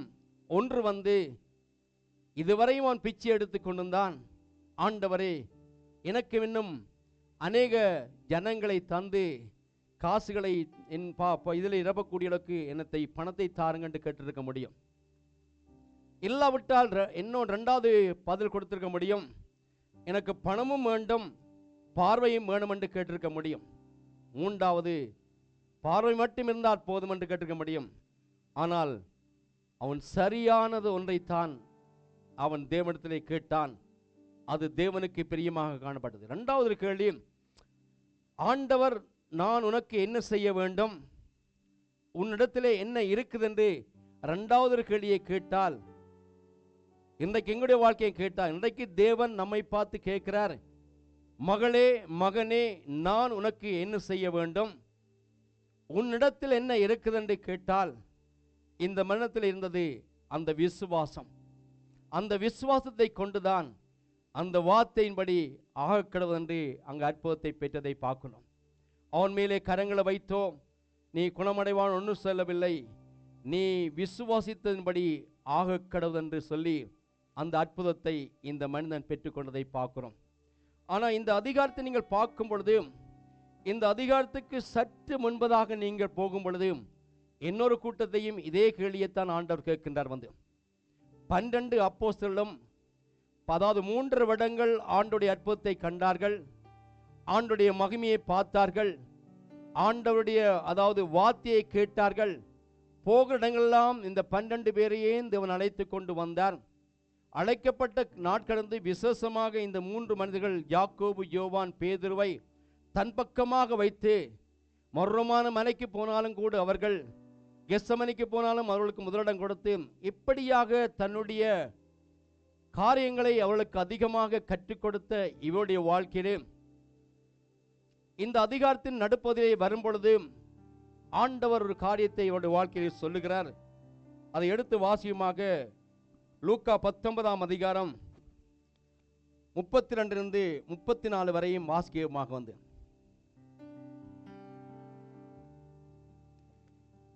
மார்க்கு 10ஆம் அதிகாரம் 32 34 வரை. மார்க்கு. பின்பு அவர்கள் எருசலேமுக்கு பிரயாணமாய் போகையில் இயேசு அவர்களுக்கு முன்னே நடந்து போனார். அவர்கள் திகைத்து அவருக்கு பின்னே பயத்தோடே போனார்கள். அப்பொழுது அவர் 12 வரையும் அழைத்து தமக்கு சம்பவிக்க போறவளை அவர்களுக்கு மறுபடியும் சொல்லத் தொடங்கினார். ஏற்கனவே சொல்லிவிட்டார். நீங்கள் மார்க்கு 8ஆம் அதிகாரம் 31ஆம் வசனத்தை எடுத்துக்கொள்ளுங்க. அங்கே சொல்லுது 8:11 மார்க்கு, அல்லாமலும் மனுஷகுமாரன் பல பாடுகள் பட்டு மூப்பராலும் பிரதான ஆசியாலும் வேதபாரர்களும் ஆகாதவனும் தள்ளப்பட்டு கொல்லப்பட்டு 3 நாளைக்கு பின்பு உயிர்த்தெழுங்க வேண்டுமென்று அவர்களுக்கு போதிக்க தொடங்கினார். இங்கே மீண்டும் சொல்றார், தமக்கு சம்பவிக்க பொருளை அவர்களுக்கு மறுபடியும் சொல்லத் தொடங்கினார். 33 இதோ எருசலேமுக்கு போகிறோம், அங்கே மனுஷகுமாரன் பிரதான ஆசாரியரிடத்திலும் வேதபாதகரிடத்திலும் ஒப்பு கொடுக்கப்படுவார். அவர்கள் அவரை மரண ஆக்கினைக்குள்ளாக தீர்த்து பிரதேசத்தாரிடத்தில் ஒப்பு கொடுப்பார்கள். அவர்கள் அவரை பரியாசம் பண்ணி அவரை வாரினால் அடித்து அவர் மேல் துப்பி அவரை கொலை செய்வார்கள். ஆகிலும் 3ஆம் நாள் அவரோடு எழுந்திருப்பார். இப்ப ஆண்டவர் இந்த 12 சிசுகளுக்கும் தன்னுடைய பாடுகளை குறித்து சொல்ல வர்றார். இப்போது ஊழிய பாரியம் நிறைவேறி இப்போது எருசலேமுக்கு போகிற நேரம் கடந்து விட்டது. இப்படிப்பட்ட ஒரு சூழ்நிலை ஆண்டவர் மறுபடியும் என்னுடைய காரியம் எப்படியாக இருக்க போது என்று ஒரு ஆதங்கத்தோடு இவருடைய வாழ்க்கையிலே இந்த செய்தியை இவளுக்கு வைத்தார்கள். ஆனால் இந்த காரியம் அவருடைய வாழ்க்கையிலே வந்த பொழுது ஆண்டவரில் போய், ஆண்டவரை நாங்கள் இன்னுமாக உம்மோடு கூட இருப்போம், நீங்கள் போகிற பாதையில் நாங்கள் வருவோம் என்ற ஒரு பதிலைத்தான் தேவன் எதிர்பார்த்திருப்பார். ஆனால் அந்த பதிலுக்கு மாறாக மார்பிலே சாய்ந்த யோவானும் சவுனாகி யாக்கோபும் இந்த இடத்திலே ஒரு கேள்வியை கேட்கிறார்கள். அங்கு 35ஆம் வசனத்திலே, அப்பொழுது செபதேயின் குமாரனாகிய யாக்கோபும் யோவானும் அவரிடத்தில் வந்து, போதகரே, நாங்கள் கேட்டுக்கொள்ள போகிறதை நீர் எங்களுக்கு செய்ய வேண்டும் என்று விரும்புகிறோம் என்றார். இங்கே இவர்கள் 2 பேருடைய வாழ்க்கையிலும் ஆண்டவரே, நாங்கள் என்னத்தை கேட்கிறோமோ அதை நீங்கள் செய்ய வேண்டும் என்று இந்த ஒரு கேள்வியை ஆணத்திலே கேட்டபொழுது ஆண்டவர் அடுத்தபடியாக ஒரு கேள்வியை கேட்கிறார். இயேசு அவர்களை நோக்கி, நான் உங்களுக்கு என்ன செய்ய வேண்டும் என்று விரும்பீர்கள்? வடிவாக பாருங்க, இந்த 12 அப்போஸ்தலருடைய வாழ்க்கையும் இந்த குருடனுடைய வாழ்க்கையை நீங்கள் ஒப்பிட்டு பார்க்கும் பொழுது ஒரு காரியத்தை புரிந்து கொள்ள முடியும். இந்த கேள்விக்கு அவர்கள் என்ன சொல்லியிருக்க வேண்டும்? ஆண்டவரே, எங்களுக்கு ஒன்றும் வேண்டாம் ஆண்டவரே, நீர்தான் எங்களுக்கு பங்கா இருக்கிறீங்களே, நீர் போகிற பாதைகள் அந்த பானம் பண்ற அந்த பாதைக்குள்ளே நாங்கள் வருவோம் என்று தான் சொல்லியிருக்க வேண்டும். இல்லாவிட்டால் நீங்கள் போகும் பொழுது உங்களோடு கூட இருந்து நாங்கள் ஜெயிப்போம் என்று தான் சொல்லியிருக்க முடியும். ஆனால் அங்கே வேதம் என்ன சொல்லுது? அதற்கு அவர்கள் 37, உமது மகமேலே எங்கள் ஒருவன் உமது வலது பாசத்திலும் ஒருவன் உமது இடது பாசத்திலும் உட்கார்ந்திருக்கும்படி அருள் செய்ய வேண்டும் என்று கேட்டதை பார்க்கிறோம். இங்க 2 விதமான கேள்வி. தெரிந்து கொள்ளப்பட்ட 12 அப்போஸ்தலரையும் பார்த்து ஒரு கேள்வி கேட்கிறான், நான் உங்களுக்கு என்ன செய்ய வேண்டும் என்றும், நீண்ட நாட்களாக சமுதாயத்திலே புறக்கணிக்கப்பட்டு அநேக வாத்தினால் உடைக்கப்பட்டு எரிக்கோ வீதியிலே அலங்கோலமாக பிச்சை எடுத்துக்கொண்டு மகனுடைய வாழ்க்கையிலே கூட இதே கேள்வியை தான் கேட்கின்றார். ஆனால் 2ம் அந்த பதில் வித்தியாசமாக காணப்பட்டது. 3 வருடங்கள் தேவனுடைய ஊழியத்தை எல்லாவற்றையும் கண்ட இந்த அப்போஸ்தலருடைய வாழ்க்கையிலே குறிப்பாக தேவனுடைய மார்பை சாய்ந்த இந்த யோவானும் சகோதர யாக்கோவுடைய வாழ்க்கையிலும் தேவன் ஒன்றை எதிர்பார்த்தார். ஆனால் எதிர்பார்ப்புக்கு மேலாக இங்கே அவருடைய சுய விருப்பங்கள் இங்கே கடந்து வந்து விட்டது. இப்போ நமது ஆண்டவராகிய இயேசு கிறிஸ்து என்னும் சில நாட்களுக்கு பின்பதாக கெத்செமனேக்கு போக போகிறார். அதுக்கு பின்பதாக பிலாத்தின் அரண்மனைக்கு போக போகிறார். அதுக்கு பின்பதாக சிலுவையிலே தொங்க போகிறார். இப்படிப்பட்ட ஒரு காலையிலே இருக்கும் பொழுது இவருடைய ஏக்கம் எல்லாம், ஆண்டவரே, எனக்கு பதவி வேணும், எனக்கு இந்த பூமியிலே, அதாவது நான் அங்கே வந்தால் எனக்கு இந்த இடம் தர வேணும் என்று ஒரு ரிக்வெஸ்டை அவருடைய தாயின் ரிக்வெஸ்ட் பண்ணினா இவளும் அதை கேட்டதை பார்க்கிறோம். அன்பான தேவனுடைய பிள்ளை, இன்றைக்கு நம்முடைய வாழ்க்கையிலே தேவன் ஒரு கேள்வியை கேட்டால் நாங்கள் என்ன பதிலை கொடுக்க முடியும்? இந்த 12 அப்போஸ்தலரை போல இருக்க கேள்வியை பதில் கொடுக்க போறோமா? இல்லாவிட்டால் அவனுடைய வாழ்க்கையை இழப்பதற்கு ஒன்றுமில்லாத ஒரு சூழ்நிலை கூட சமுதாயத்திலே புறக்கணிக்கப்பட்டு எரிக்கோ வீதியிலே அகோரமான வெயில் மத்தியிலே எப்படி எனக்கு ஒருவரையும் பார்க்க முடியாத சூழ்நிலை எனக்கு பிச்சை கேட்டுக்கொண்ட அந்த மனுடைய வாழ்க்கையில வந்த பதிலையா நாங்கள் இன்றைக்கு தேவனிடத்திலே கொடுக்க போகின்றோம்?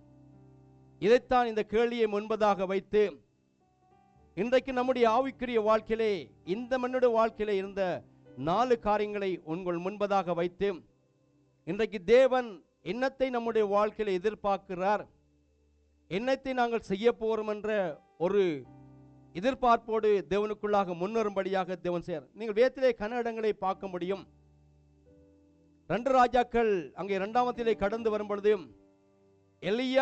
எலிசா எலியாவை பார்த்து தொடர்ந்து வந்த பொழுது எலியா எலிசாவை பார்த்து கேட்ட ஒரு கேள்வி எல்லாருக்கும் தெரியுமா? எலியா எலிசாவை பார்த்து கேட்கிறான், நீ விளவாக எல்லாவற்றையும் தாண்டி என்னை பின்தொடர்ந்து கொண்டு வருகிறியே, நான் உனக்கு என்ன செய்ய வேணும் என்று கேட்ட பொழுது அவன் கொடுத்த பதில், எனக்கு இரட்டிப்பான வரம் வேணும் என்று கேட்டான்.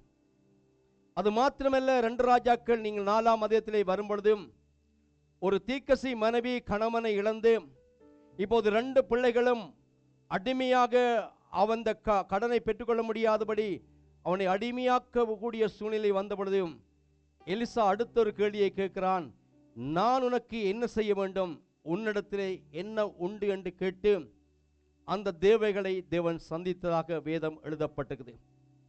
ஆனால் இங்கே இந்த மனிதனுடைய வாழ்க்கையிலும் இதே ஒரு கேள்வியை கேட்ட பொழுது, ஆண்டவரே நான் பார்வை அடைய வேண்டும் என்று சொன்னான். வந்து அன்பான தேவனுடைய பிள்ளைகளே, நம்முடைய வாழ்க்கையிலே என்றைக்கு ரட்சிக்கப்பட்டோமோ அன்றைக்கு தேவன் தெளிவான ஒரு பார்வையை தந்தார். ஆனால் காலங்கள் மாறி வரும் பொழுது அந்த பார்வையை இன்றைக்கு எப்படி தக்க வைத்துக் கொண்டிருக்கின்றோம்? ஒரு சூழ்நிலையை பார்க்கும் பொழுது அந்த சூழ்நிலை மத்தியிலே நம்முடைய பார்வை எப்படியாக காணப்படுகிறது என்பதை நீங்கள் புரிந்து கொண்டு செயல்பட்டால் கடைசி மூச்சு வரைக்கும் தேவனுக்கு முன்பதாக தேவன் யார் என்பதை நம்முடைய வாழ்க்கையில் எடுத்து அந்த தேவன் எப்படிப்பட்ட என்பதை மற்றவர்களுக்கு காண்பிக்கக்கூடிய அளவுக்கு தேவன் அந்த பார்வையை எங்களுக்கு தருவாராக. ஆவிக்குரிய ஒரு நாள் ரட்சிக்கப்பட்டோம். அந்த ரட்சிப்பு என்பதை விலமதிக்க முடியாது. அது தேவன் கொடுத்த ஒரு ஈவு.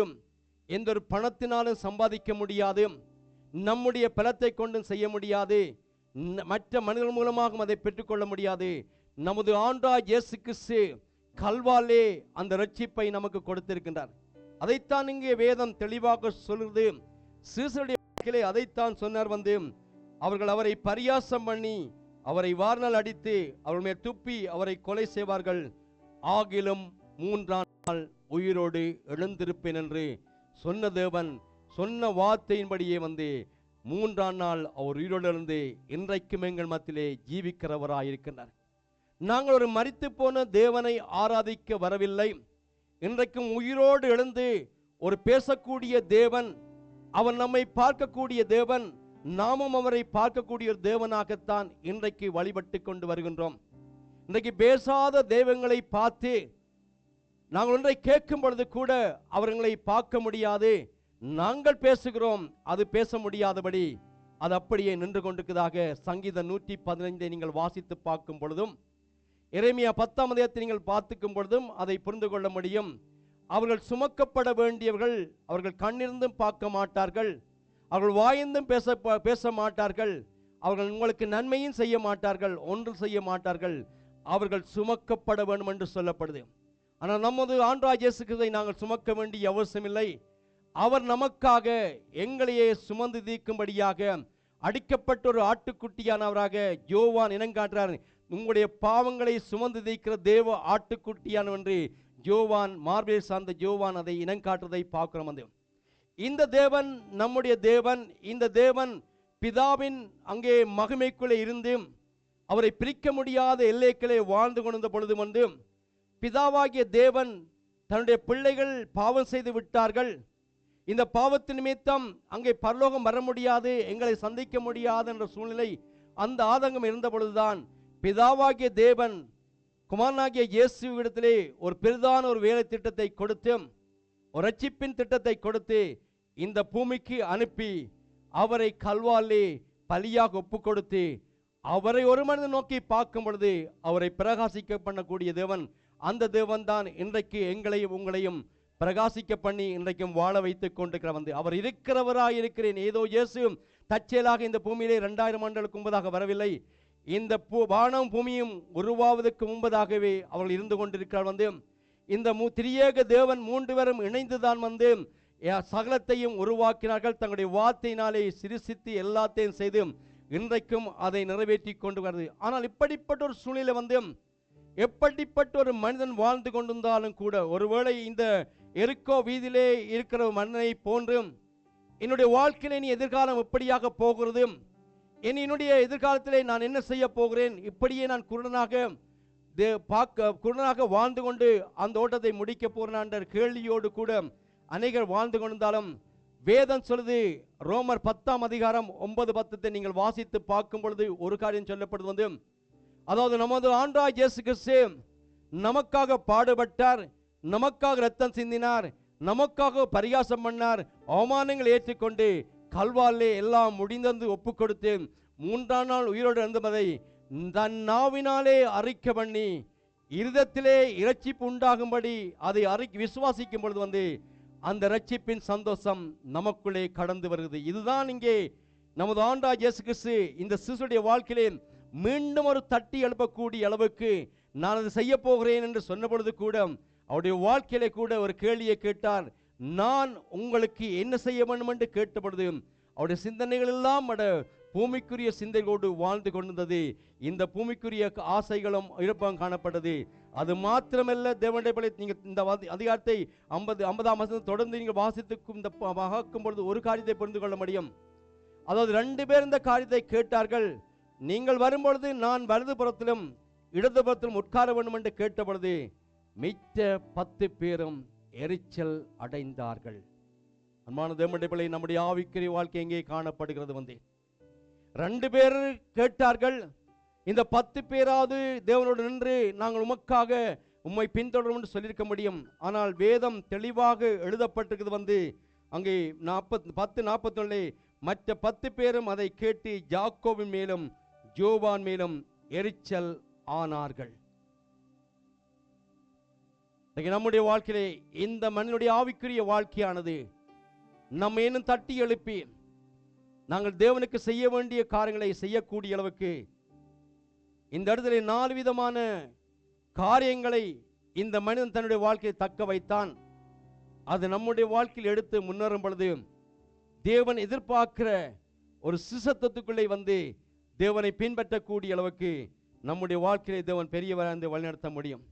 முதலாவது, நம்முடைய வாழ்க்கையிலே சூழ்நிலைகளை தாண்டினான். வழியாக பொருந்து கொள்ளுங்க, தேவனை ஏற்றுக்கொள்ளக்கூடிய சூழ்நிலைகள் வரும் பொழுது இந்த இயேசுவை பின்பற்றினால் என்னுடைய வாழ்க்கை சுவிட்சமாக மாற முடியும் என்ற எண்ணங்கள் நமக்குள்ளே வந்து அந்த இடத்துக்கு வருவதற்கு முன்பதாக சூழ்நிலைகள் நம்மை தடை செய்யும். எடுத்துக்கொள்ளுங்க, மார்க் 10ஆம் அதிகாரம் 47, 47, 48, 49, 48 வாசிப்போம். 47, 48 வந்து 10ஆம் அதிகாரம்.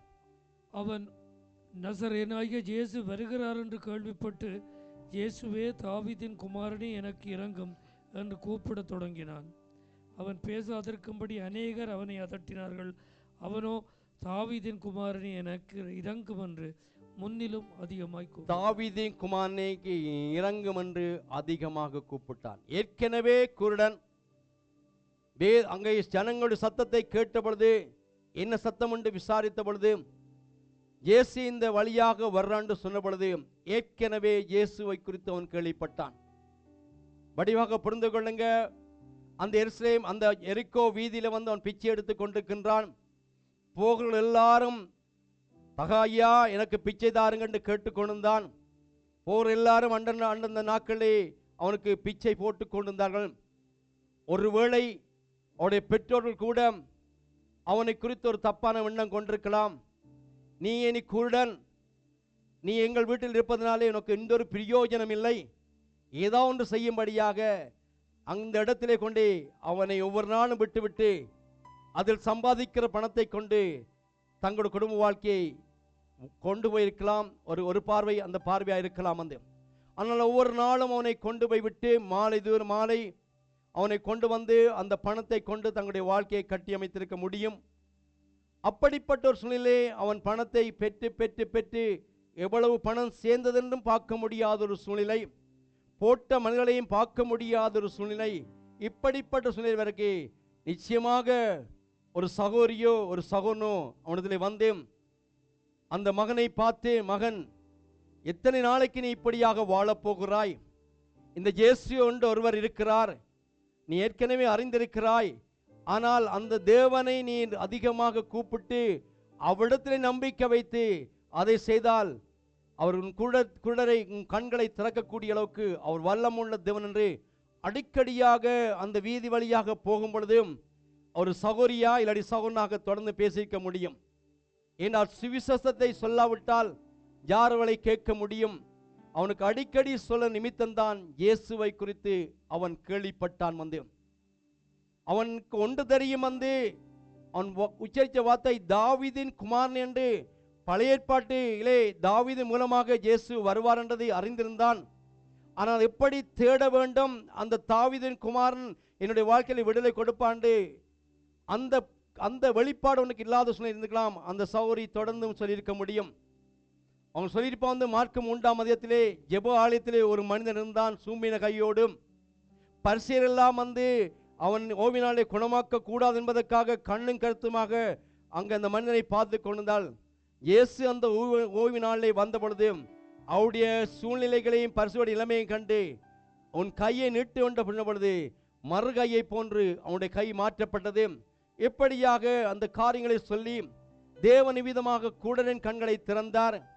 அதாவது சப்பானிகளை எழும்ப பண்ணினார். யோவான் அப்போஸ்தலர் 3ஆம் அதிகாரத்தில் இப்படியாக சொல்லப்படுது. அவனுக்குள் ஒரு விசுவாசம் கடந்து வந்தது. இந்த விசுவாசம் அவனுடைய வாழ்க்கையிலே அங்கே வளர்ந்து வளர்ந்து ஒரு உச்சக்கடை நிற்கும் பொழுதுதான் இயேசு அந்த வழியாய் வர்றாண்ட அந்த செய்தி அவனுடைய வாழ்க்கை, இயேசுவை வர்றாண்டு கேள்விப்படுது. இயேசுவை குறித்து கேள்விப்பட்டான். கேள்விப்பட்டது மாத்திரமல்ல, இன்றொரு நாளைக்கு அந்த இயேசு என்னை சந்திப்பார், இன்றொரு நாளைக்கு அந்த இயேசு என்னை விடுதலையாக்குவார், இன்றொரு நாளைக்கு அந்த இயேசுவை நான் பார்ப்பேன் என்று ஒரு எதிர்பார்ப்போடு அவன் காட்களை கடந்து கொண்டிருக்கிறான். தேவனுடைய பிள்ளைகளே, இப்படிப்பட்ட ஒரு சூழ்நிலை கூட ஜனங்கள் நெருக்கிக் கொண்டிருக்கிறார்கள். திரளான கூட்டம் வந்து கொண்டிருக்கும் பொழுது கூட அங்கே அவன் அந்த சத்தத்தை கேட்டு இயேசு வர்றான்னு சொன்ன பொழுது, தாவீதின் குமாரனே, எனக்கு இறங்குங்க ஆண்டவரே, நீ இறங்காவிட்டால் என்னுடைய வாழ்க்கையில இப்படியாக நான் வாழ்ந்து உம்மை பார்க்க முடியாதபடி நான் மரித்து போவேன் என்று அந்த சத்தத்தை அவன் சொன்ன பொழுது அங்கே வந்த ஜனங்கள் எல்லாம் அதட்டினார்கள். குருடா, நீ இப்போது அமைதியாயிரு, இயேசு வர்றார், டிஸ்டர்ப் பண்ண வேண்டான்னு சத்தம் கேட்ட பொழுது அவன் அதையும் தாண்டி அதிகமாக அங்கே தாவீதின் குமாரனே எனக்கு இறங்கும் என்று கேட்ட பொழுது வேதம் சொல்லுது, இயேசு நின்று அவனை என்னிடத்தில் அழைத்து கொண்டு வர. இந்த தடை, அதாவது அதட்டினார்கள், அவன் தேவனிடத்திலே வந்து அற்புதத்தை பெற முடியாதபடி, குடும்ப வாழ்விலே சந்தோஷத்தையும் ரட்சிப்பின் சந்தத்தையும் பெற முடியாதபடி இன்றைக்கு பலவிதமான சத்தங்கள் கேட்டுக்கொண்டிருக்குது. கிறிஸ்துவண்டை வந்து தேவனுடைய மகிமையை பெற முடியாதபடி, மகிழ்ச்சியோடு நாங்கள் வாழ முடியாதபடி பல வழிகளிலே கூட வந்து பாரம்பரியங்கள், மனித வழிபாடுகள், மனித சத்தங்கள், சுயங்கள் எல்லாம் வந்து நமக்கு தடையாக காணப்பட்டு கொண்டு வருகிறது. இன்றைக்கு சுவிசேஷம் எல்லாருக்கும் அறிவிக்கப்பட்டு கொண்டு வருகிறது. ஆனாலும் அவரிடத்திலே அந்த சூழ்நிலிருந்து விடுதலையாக்க வேண்டும் என்ற ஒரு எதிர்பார்ப்பு இருக்குது. ஆனால் அங்கே வர முடியாதபடி வந்து சமுதாயம் தடை பண்ணி கொண்டிருக்குது. வந்து வழிபாட்டு முறைகள் தடை பண்ணி கொண்டிருக்குது. வந்து மனித சத்தங்கள் தடை பண்ணி கொண்டிருக்குது. அறுவடை அவருடைய சுயமும் கூட வந்து நான் அங்கே போனால் வந்து எனக்கு அங்கே இடம் தர மாட்டார்கள் என்று அதுவும் அங்கே தாக்கிக் கொண்டிருக்குது. ஆனால் இந்த மனித வாழ்க்கையிலே எல்லாவற்றையும் தாண்டினான். அன்பான தேவனுடைய பிள்ளைகளே, இன்றைக்கு ஒருவேளை நம்முடைய வாழ்க்கையை இந்த குருடன் தன்னுடைய வாழ்க்கையை இழப்பதற்கு ஒன்றுமில்லாமல் வாழ்ந்து கொண்டிருக்கலாம். ஆனால் இன்றைக்கு அநேக ஐஸ்வர்யவான்கள், பட்டம் படிப்புகளோடு இருந்த மனிதனுடைய வாழ்க்கையிலும் கூட நிம்மதி அற்றவளாக வாழ்ந்து கொண்டிருக்கிறார்கள். வந்து அது பெல்கேட்டா இருக்கலாம், அது அம்பானியா இருக்கலாம், யாராக இருந்தாலும், பெரிய அதாவது டைரக்டர், இந்த மனிதனாக இருந்தாலும் இன்றைக்கு இந்தியா தேசத்திலே வந்து பணத்தின் மேலே பணத்தை சம்பாதிக்கிற நடிகர்களோ இருக்கலாம், பாடல்களோ இருக்கலாம், அவருடைய வாழ்க்கையிலே விரக்தியின் கட்டம் வந்து தங்களை அழித்து கொண்டு போகிறாள் வந்து. இன்னைக்கு அநேகர் நினைக்கிறாள் வந்து அதை பார்ப்பது மூலம்தான் எங்களுக்கு இப்ப இருக்கிற சூழ்நிலைக்கு பதில் கிடைக்கும் என்று அதை பார்த்து சிரிக்கிறார்கள் வந்து. ஆனால் இரவு நேரங்களை அழுது கொண்டிருக்கிறாள் வந்து. ஆனால் அவர்கள் மற்றவர்களுக்கு சிரிப்பை கொடுக்கிறார்கள், தங்களை நடிக்கிறார்கள். ஆனால் அவருடைய வாழ்க்கை தூங்க முடியாமல் பணத்தின் மேலே பணம், ரசிகர்கள் அதிகம், அப்படி இருந்தும் கூட வந்து அங்கே மரணங்கள் எல்லாம் தற்கொலை செய்து கொண்டு தங்களுடைய வாழ்க்கையை மாய்த்து கொண்டு வந்து. ஏனென்றால் உள்ளத்திலே அங்கே வேதனை நிறைந்தவர்களாக வந்து அந்த வேதனையை அங்கே பல இடங்களை போனார்கள், வைத்தியரை சென்றார்கள் வந்து. ஒருவராலையும் அது குணப்பட முடியவில்லை வந்து.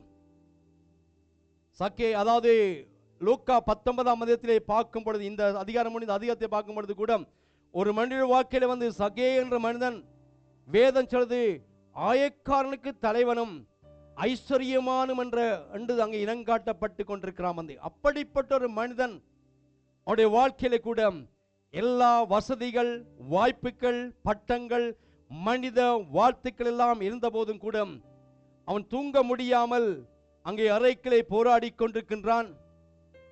மற்றவர்கள் பார்க்கும் பொழுது சகேகு என்ன, அவனுக்கு எல்லாம் செல்வம் இருக்குது, பதவி இருக்குது, ஒரு தலைவன் ஸ்தானத்தில் இருக்கிறான், அந்த குடும்பத்துக்கு ஒரு குறையும் இல்லை என்று எண்ணிக்கொண்டால் வந்து. ஆனால் அந்த தனி மனிதன் அந்த பூட்டப்பட்ட அறைக்கிலே எனக்கு யாராவது சந்தோஷத்தை கொடுப்பார்கள் என்று பணத்தை கொண்டு அது கிடைக்கும் என்று எதிர்பார்த்தான், கிடைக்கவில்லை வந்து. ஒருவேளை வைத்தியத்திலே போயிருக்கலாம், வைத்தியம் மூலமாக எனக்கு அந்த சமாதானம் கிடைக்கும் என்று போராடி போயிருக்கலாம். அந்த இடத்துல கூட அவனுக்கு விமோசனம் கிடைக்கவில்லை வந்து. இந்த மனித வாழ்க்கையில கூட இயேசுவை குறித்து கேள்விப்பட்டான் வந்து. பாரம்பரியங்களை வாழ்ந்து கொண்டிருந்தான், பெரிய வசதிகள் வாய்ப்படுவது அங்கே இருக்கிற ஜனமத்தில் இருந்தாலும் கூட வந்து இயேசுவை குறித்து கேள்விப்பட்டான். ஒருவேளை இந்த குணை போன்று ஒரு மனிதன் சொல்லியிருப்பான், நீ உன்னுடைய பணத்தை கொண்டோ உன் பதவியை கொண்டோ இந்த சந்தோஷத்தை நீ பெற முடியாது, நீ சமாதானமாக வாழ முடியாது, நீ ஒன்றை மட்டும் செய் வந்து இயேசுவை இயேசுவை குறித்து இன்னும் அறிந்தால் அவருடைய வாழ்க்கையை சந்தோஷத்தையும் சமாதானத்தையும் கொடுக்க முடியும் என்று இந்த செய்தி போன பொழுது வந்து இதே சூழ்நிலை தான் அவனுடைய வாழ்க்கையிலே இயேசு எரிகோக்கு வர்றான்னு சொன்ன பொழுது வேதம் சொல்றது இயேசு எப்படிப்பட்டோரோ என்பதை வகை தேடி பார்க்கும்படியாக அவன் ஒரு கள்ளனாக இருந்தபடினால் வந்து ஒரு மரத்திலே ஏறி ஒரு குரங்கை போன்று அந்த மரத்திலே தொங்கிக் கொண்டிருக்கிறான். இந்த சற்று உங்கள் சிந்தனைகளை கொண்டு வாருங்க வந்து. ஒரு மனிதன் அந்த கிராமத்திலே எல்லாரும் போடக்கூடிய இந்த மனிதன் அவன் அந்த ஏறினது, அவன் சொன்னான், இந்த சூழ்நிலைகள் என்னை தடுத்தாலும் பரவாயில்லை, ஒருவேளை என்னோடு இருந்த அந்த சமுதாய அமைப்பு என்னை எப்படியாக ஒரு பைத்தியன் என்று சொன்னாலும் பரவாயில்லை வந்து இந்த இயேசு மட்டும்தான் இந்த சமாத்தை எனக்கு கொடுக்க முடியும் என்று எல்லா தடைகளையும் தாண்டி மரத்திலே ஒரு மனிதன் ஏறுவென்றால் அவருடைய சூழ்நிலை எப்படிப்பட்டதாக காணப்பட முடியும். சும்மாவே இயேசு வர்றான்னு சொன்ன பொழுது கிட்ட போய் இயேசுவே எனக்கு சந்தோஷம் சொல்லிக்க முடியும். ஆனால் அவனுடைய வாழ்க்கையிலே அந்த நிலைமையிலே அவன் பார்க்கக்கூடிய சூழ்நிலை அவ்வளவாக திரளான ஜனங்கள் வந்து கொண்டிருக்கும் பொழுது இந்த இயேசுவை நான் முகமுகமாக பார்க்க என்பதற்காக அவன் ஒரு மரத்திலே தாவி ஏறி போய் அங்கே நின்ற பொழுது வந்து இயேசு அந்த இடத்திலே வந்து அண்ணாந்து பார்த்து, சக்கையுவே சீக்கிரமாய் இறங்கி வா, உன் வீட்டுக்கு வருகிறேன் என்று சொன்ன பொழுது அவன் சீக்கிரமாய் இறங்கி சந்தோஷத்தோடு அந்த வார்த்தை வழியாக சக்கையுவே இறங்கி வாங்கின இந்த வார்த்தையானது வந்து அவருடைய எல்லா சூழ்நிலைகளையும் மாற்றி விட்டது. தம்முடைய வேதம் தெளிவாக சொல்லுது வந்து சக்கை இயேசுவோடு சந்தோஷத்தோடு நடந்து கொண்டு போனான். அந்த வார்த்தை அவனுடைய வாழ்க்கையை உள்ளத்தை தொட்டது வந்து அந்த வசனம் அவனுடைய வாழ்க்கையை துக்கத்தை ஆனந்த களிப்பாக மாற்றி விட்டது. எல்லா புலம்பல்களையும் எல்லாம் மாற்றிவிட்டது. பணமோ பதவியோ அந்தஸ்தோ ஜனங்களுடைய கௌரவமோ அவனுடைய வாழ்க்கையை விடுதலை கொடுக்கவில்லை. ஒரு மனிதனை தேடி அந்த மனிதனை தேடி சக்கைவே இறங்கி வா, உன் வீட்டுக்கு நான் வரவிருக்கிறேன், இதுவரையும் உன் வீட்டுகளை நான் இல்லை, இப்போது நான் வீட்டுக்களே வருவேண்டு அவன் வீட்டை திறந்து கொடுத்த பொழுது வந்து அவனுடைய வாழ்க்கையிலே இழந்து போன அந்த சந்தோஷத்தை அவன் பெற்றுக்கொண்டான். இந்த மண்ணுடைய வாழ்க்கையிலும் கூட அப்படிப்பட்ட ஒரு சூழ்நிலையெல்லாம் வாழ்ந்து கொண்டிருக்கிறான் வந்து என்றைக்கு எனக்கு விடுதலை கிடைக்குமான்னு எதிர்பார்த்து அந்த சத்தம் வந்த பொழுது கூட அவனை ஒன்றையும் பார்க்கவில்லை வந்து எப்படியாவது இந்த இயேசுவை நான் பார்க்க வேண்டும், எப்படியாவது இந்த இயேசுவை பார்க்க வேண்டும் என்ற ஒரு வாஞ்சியோடு, ஒரு எதிர்பார்ப்போடு, என்றைக்கு என்ன ஒரு நாள் எனக்கு இந்த இயேசு விடுதலை தருவார் என்ற அந்த விசுவாசத்தோடு அவன் வாழ்ந்து கொண்டிருந்தான்.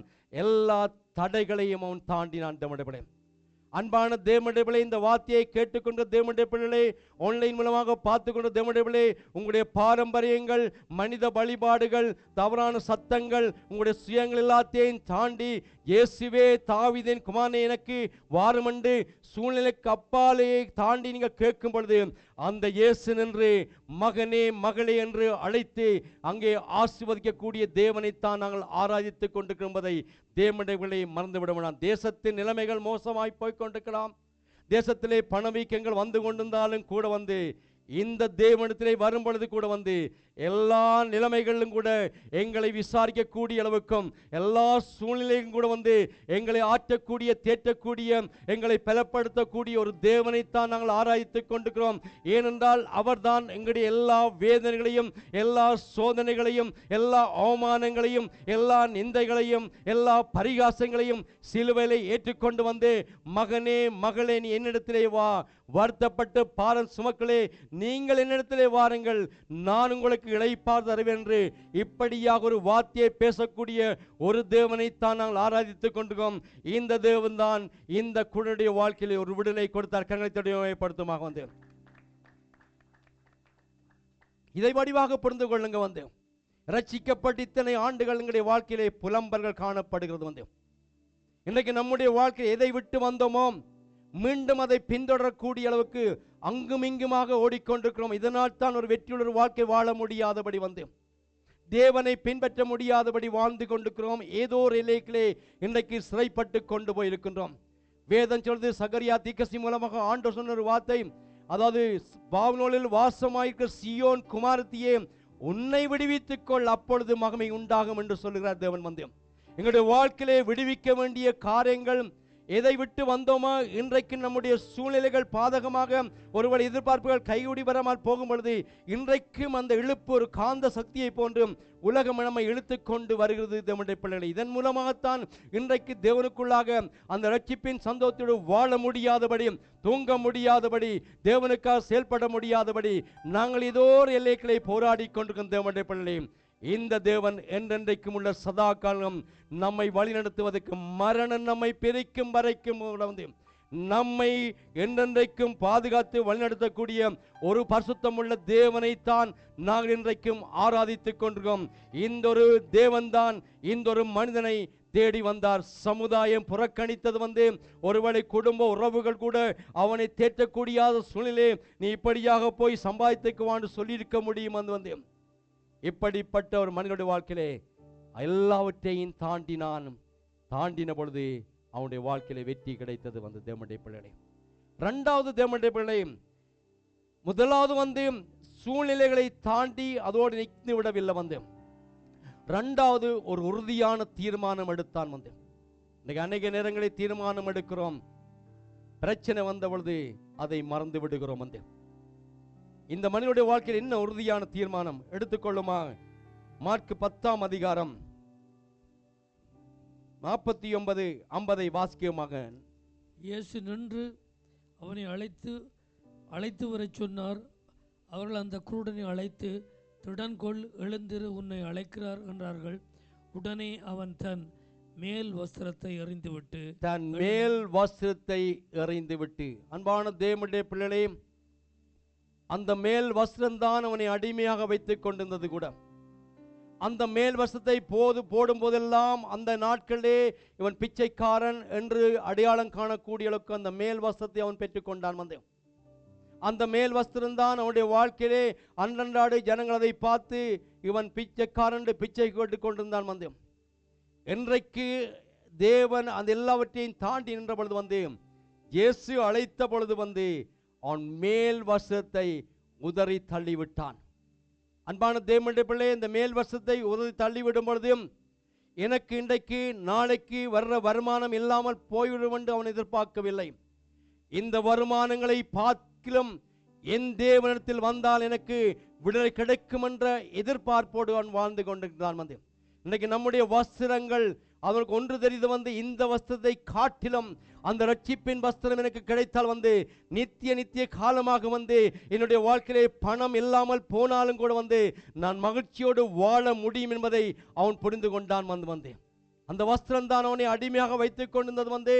அந்த வஸ்திரம்தான் பிசாசானவன் அவனை அப்படியே குணனாக வைத்துக் கொண்டிருந்தது. அவனுடைய வாழ்க்கையிலே அது விடுதலை இல்லாமல் என்றைக்கு இயேசு அழைக்கிறார் திடன்கொள் என்று சொன்ன பொழுது அந்த இடத்திலே அவன் வந்த பொழுது அவன் செய்த உறுதியான தீர்மானம், உடனே அவன் தன் மேல் வஸ்திரத்தை எறிந்து விட்டான். வேதம் சொல்லுது திடன்கொள், எழுந்திரு, இயேசு உன்னை அழைக்கிறான் என்று சொன்ன பொழுது கூட அன்று வதைக்கும் அந்த வஸ்திரம்தான் அவனை பிச்சு எடுத்தது. அன்றைக்கு அவனுடைய வாழ்க்கையை மாற்றி தேவனை சார்ந்து கொள்ளக்கூடிய அளவுக்கு, வஸ்திரத்தை அல்ல, பணத்தை அல்ல, தேவனை சார்ந்து கொள்ளக்கூடிய அளவுக்கு அவனுடைய வாழ்க்கையிலே ஒரு உறுதியான தீர்மானம் எடுத்தான். அன்பான தேவனே, நம்முடைய வாழ்க்கையிலே அன்றைக்கு எடுத்த தீர்மானம் இன்றைக்கு நம்முடைய வாழ்க்கையிலே காணப்படுகிறதா? என்றொரு நாளைக்கு செய்தி வந்த பொழுது நான் தேவனுக்காக நிற்பேன், தேவனுக்காக வைராக்கியம் நின்றேன், எது வந்தாலும் என்னுடைய வாழ்க்கையிலே உம்முடைய அன்பை விட்டு ஒருவரும் பிரிக்க முடியாதென்று எத்தனை தீர்மானங்கள் எடுத்தோம்.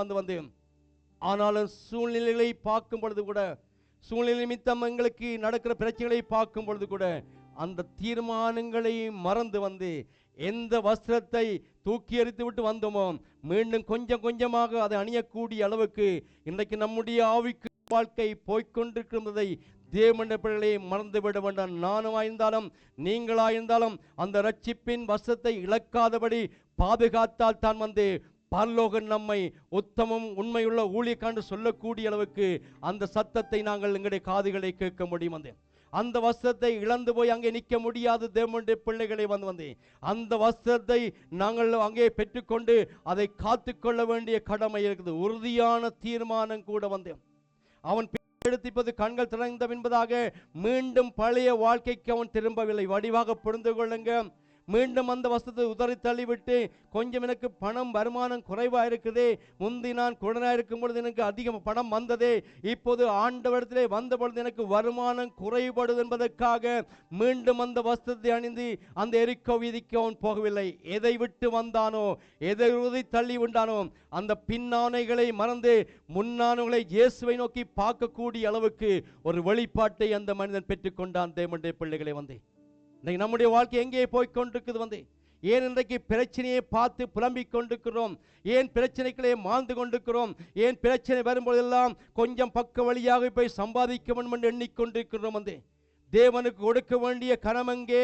தேவன் அங்கே மல்கியாவிலே ஆண்டு சொல்றார், எனக்கு கொடுக்க வேண்டிய கனம் எங்கே என்று ஆண்டவர் மல்கியா தீர்க்கதரிசி மூலமாக ஒரு கதறின் சத்தம் அங்கே கேட்டுக்கொண்டிருக்கிறது. தேவனே, நான் தேவனானால் என்னுடைய கனம் எங்கே என்று சொல்லக்கூடிய அளவுக்கு ஒரு காலத்திலே அவரை கனப்படுத்தினோம், ஒரு காலத்திலே அவரை மேன்மைப்படுத்தினோம், ஒரு காலத்திலே அவனுக்காக செயல்பட்டோம். இன்றைக்கு அந்த கனத்தை கொடுக்க முடியாதபடி அதுக்கும் வேணும் இதுக்கும் வேணும் என்ற ஒரு வாழ்க்கைக்குள் தான் இன்றைக்கு சிறைப்பட்டு போய்கொண்டிருக்கும். அன்பான தேவனே, தேவன் என்னோடும் உங்களோடும் இன்றைக்கு இந்த காலவெளியிலே தேவன் ஒரு ஆதங்கத்தோடு தேவன் பேசிக்கொண்டிருக்கிறார். நாட்கள் பொல்லாதாக காணப்படுது. எங்கு பார்த்தாலும் ஜனங்களுடைய காரியங்கள் எல்லாம் சீர்கட்ட வாழ்க்கை வாழ்ந்து கொண்டிருக்கும் பொழுது தேவன் என்னையும் உங்களையும் ஒரு நோக்கத்துக்காக இந்த இடத்திலே வைத்து அந்த நோக்கத்தை என் பிள்ளைகள் நிறைவேற்றுவாண்டி எதிர்பார்ப்போடு அவர் காத்து கொண்டிருக்கிறார். உதறி தள்ளி விட்டான். அண்டியோடு உன் வாழ்க்கை முடிவடைந்தது. அதுக்கு பின்னோக்கி பார்க்கவில்லை, முன்னோக்கி இயேசுவை நோக்கியே பார்த்து கொண்டு வந்தான். இரண்டாவது உதறி தள்ளி விட்டான். மூன்றாவது இயேசுவை கண்டு கொண்டான். திருப்பிக் கொள்ளும் அடுத்த வசனத்தை வாசிங்க, 51வது வசனத்தை வாசிங்க. இயேசு அவனை நோக்கி, நான் உனக்கு என்ன செய்ய வேண்டும் என்றிருக்கிறாய் என்றார். அதற்கு அந்த குருடன், ஆண்டவரே, நான் பார்வையடைய வேண்டும் என்றான். இயேசு அவன் நோக்கி, நீ போகலாம், உன் விசுவாசம். அங்கே ஒன்றும் சொல்லவில்லை. ஆண்டவர் கரங்களை வைத்து நீ பார்வையடைவா என்று சொல்லவில்லை. ஏற்கனவே அந்த மண்ணோடு வாழ்க்கையிலே ஒன்றை வைத்துக் கொண்டிருந்தான். அந்த வைத்திருக்கிற அந்த காரியத்தை வைத்துத்தான் உன் விசுவாசத்தின்படி ஆகிறது. இன்றைக்கு உங்களுடைய வாழ்க்கையில் என்னுடைய வாழ்க்கையில் ஒன்றை கேட்கிறார், உன்னிடத்தில் என்ன உண்டு? அந்த இருக்கிறதை கொண்டுதான் தேவன் நம்முடைய ஆசீர்வதிக்க இருக்கிறார். வனாத்திலே அங்கே பிரசங்கம் பண்ண என்பதாக இந்த ஜனங்களை நான் வெறுமே அனுப்பக்கூடாது என்பதற்காக, அங்கே வனாதிலே வந்த ஜனங்களை எப்படியாவது போஷிக்க என்பதற்காக சீசர்களை கேட்டால் சீசர்கள் இந்த வனாதிலே கொஞ்சம் இருந்தாலும் அவளை போஷிக்க முடியாது என்று அவருடைய சத்தங்கள் எல்லாம் அவளை அனுப்பிவிடும் என்று. ஆனால் ஆண்டவரோ வெறும் கையை அனுப்புறதில்லை. தன்னை தேடி வந்த ஜனங்களுக்கு தேவைகளை சந்திக்கிற யெகோவா ஈரே ஆயிருக்கிறாங்க. அவர் கேட்ட கேட்டு உங்களிடத்தில் என்ன உண்டு என்று கேட்ட பொழுது அந்திரையா கையிலே 5 அப்பங்களும் 2 மீன்களையும் இருந்ததை அவரிடத்திலே கொடுத்த பொழுது அங்கே 5000 புருஷர்கள் மட்டும் போஷிக்கக்கூடிய அளவுக்கு அந்த வனாந்திலே அவன் போஷித்தார். அன்பான தேவனே, ஒருவேளை இந்த குடனுக்கு வனாந்திரமாக காணப்பட்டிருக்கலாம் கூட ஒருவேளை இயேசுவை பார்க்க முடியாத சூழ்நிலை இருந்திருக்கலாம் கூட ஆனால் தேவன் அவனிடத்தில் இருந்த ஒன்றை எதிர்பார்த்தார். அந்த விசுவாசத்தை கொண்டு உன் விசுவாசம் உன்னை ரட்சித்தது, நீங்க சுகத்தோடு போகணும். 12 வருடம் பெரும்பாலும் ஸ்ரீ அநேக வைத்தியராலே கைவிடப்பட்டு சற்றேலும் குணமடைய முடியாதபடி இயேசுவை குறித்து கேள்விப்பட்டு எப்படியாவது அவருடைய வஸ்திரத்தை தொட்டால் நான் குணமாவேன் என்று சென்ற பொழுது கூட அந்த மகள் திரும்பி வந்த பொழுது சிசுகளை பார்த்தீங்கன்னா என்னிடத்திலிருந்து ஒரு வல்லமை புறப்பட்டு கொண்டது அப்ப சிசுகளால் உம்மிடத்தில் எல்லாரும் தொட்டார்கள். இல்லை, என்னிடத்தில் ஒரு வல்லமை புறப்பட்டு சொல்வது அது நடுக்கத்தோடு சரி உன் விசுவாசம் உன்னை ரட்சித்தது, நீ சமாதானத்தோடு வாழ்வாய் என்று ஒரு செய்தியை கொடுத்து அந்த பெண்ணை அனுப்புறதை பார்க்கிறோம். அன்பான தேவனுடைய பிள்ளை, இன்றைக்கு நம்முடைய வாழ்க்கையிலே இருக்கிறது என்னதை கேட்கிறார். இந்த இயேசுவை நாங்கள் விசுவாசித்தால் அவர் சொல்லுவார் உன்னுடைய விசுவாசத்தின்படி ஆக கடவுள் என்று சொல்லுவார். இந்த மனிதன் அந்த விசுவாசத்தின்படி இயேசுவை கண்டு கொண்டான். முதலாவது சூழ்நிலைகளை தாண்டினான். இரண்டாவது அவனுடைய வாழ்க்கையிலே கூட அந்த சூழ்நிலை தாண்டுவது மாத்திரமல்ல, அவனுடைய வாழ்க்கையில் இரண்டாவது காணப்பட்ட காரியம் உறுதியான தீர்மானம் எடுத்தான். உறுதியான தீர்மானத்தோடு நின்று விடையில் இயேசுவை பார்க்கக்கூடிய அளவுக்கு, அந்த இயேசு எப்படிப்படும் தெரியாது. அந்த இயேசுவை நான் மரிப்பதற்கு முன்பதாக அந்த இயேசுவை காண வேண்டும், அந்த சகோதரி சொன்ன இயேசுவை நான் பார்க்க வேண்டும் என்ற ஒரு வாங்கி இருந்தபடியால் அந்த இயேசுவை அவன் சொந்த கண்காலை கண்டு கொண்டான். தேவனுடைய பிள்ளை, இன்றைக்கு இயேசுவை நாங்கள் காண்கிறோம், ஆனால் இன்னொரு எல்லைகளை நாங்கள் பார்க்க முடியாதபடி நம்முடைய வாழ்க்கை போய்கொண்டிருக்குது. அவனுடைய வாஞ்சை எதிர்பார்ப்பு எல்லாம் அது வரைக்கும் கூட பார்வை இல்லை, சத்தத்தை கேட்டுக்கொண்டான். இயேசு எப்படிப்பட்டவர் இப்படிப்பட்டவர் கேட்டுக்கொண்டான். எப்படியாவது இந்த இயேசுவை என்ற சொந்த கண்காலை பார்க்க வேண்டும் என்று வாஞ்சி இருந்த பொழுது, அந்த வாஞ்சியை அறிந்த பொழுது கூட அந்த சந்தர்ப்பத்தை அவன் பெற்றுக்கொண்டான். உடனே அவன் கண்கள் திறக்கப்பட்டது. தேவனுடைய பிள்ளைகளை நாலாவது இயேசுவை பின்பற்றினான். இயேசுவை பின்பற்றின என்பது சீசனாக மாற்ற ஒரு சொட்டு ஒரு 1 hour 2 hours எனக்கு தெரியவில்லை. இந்த சம்பவம் இவ்வளவு காரியங்கள் உள்ளடக்கப்பட்டாலும் கூட அந்த அவனுடைய வாழ்க்கை முறை எப்படியாக காணப்பட்டது.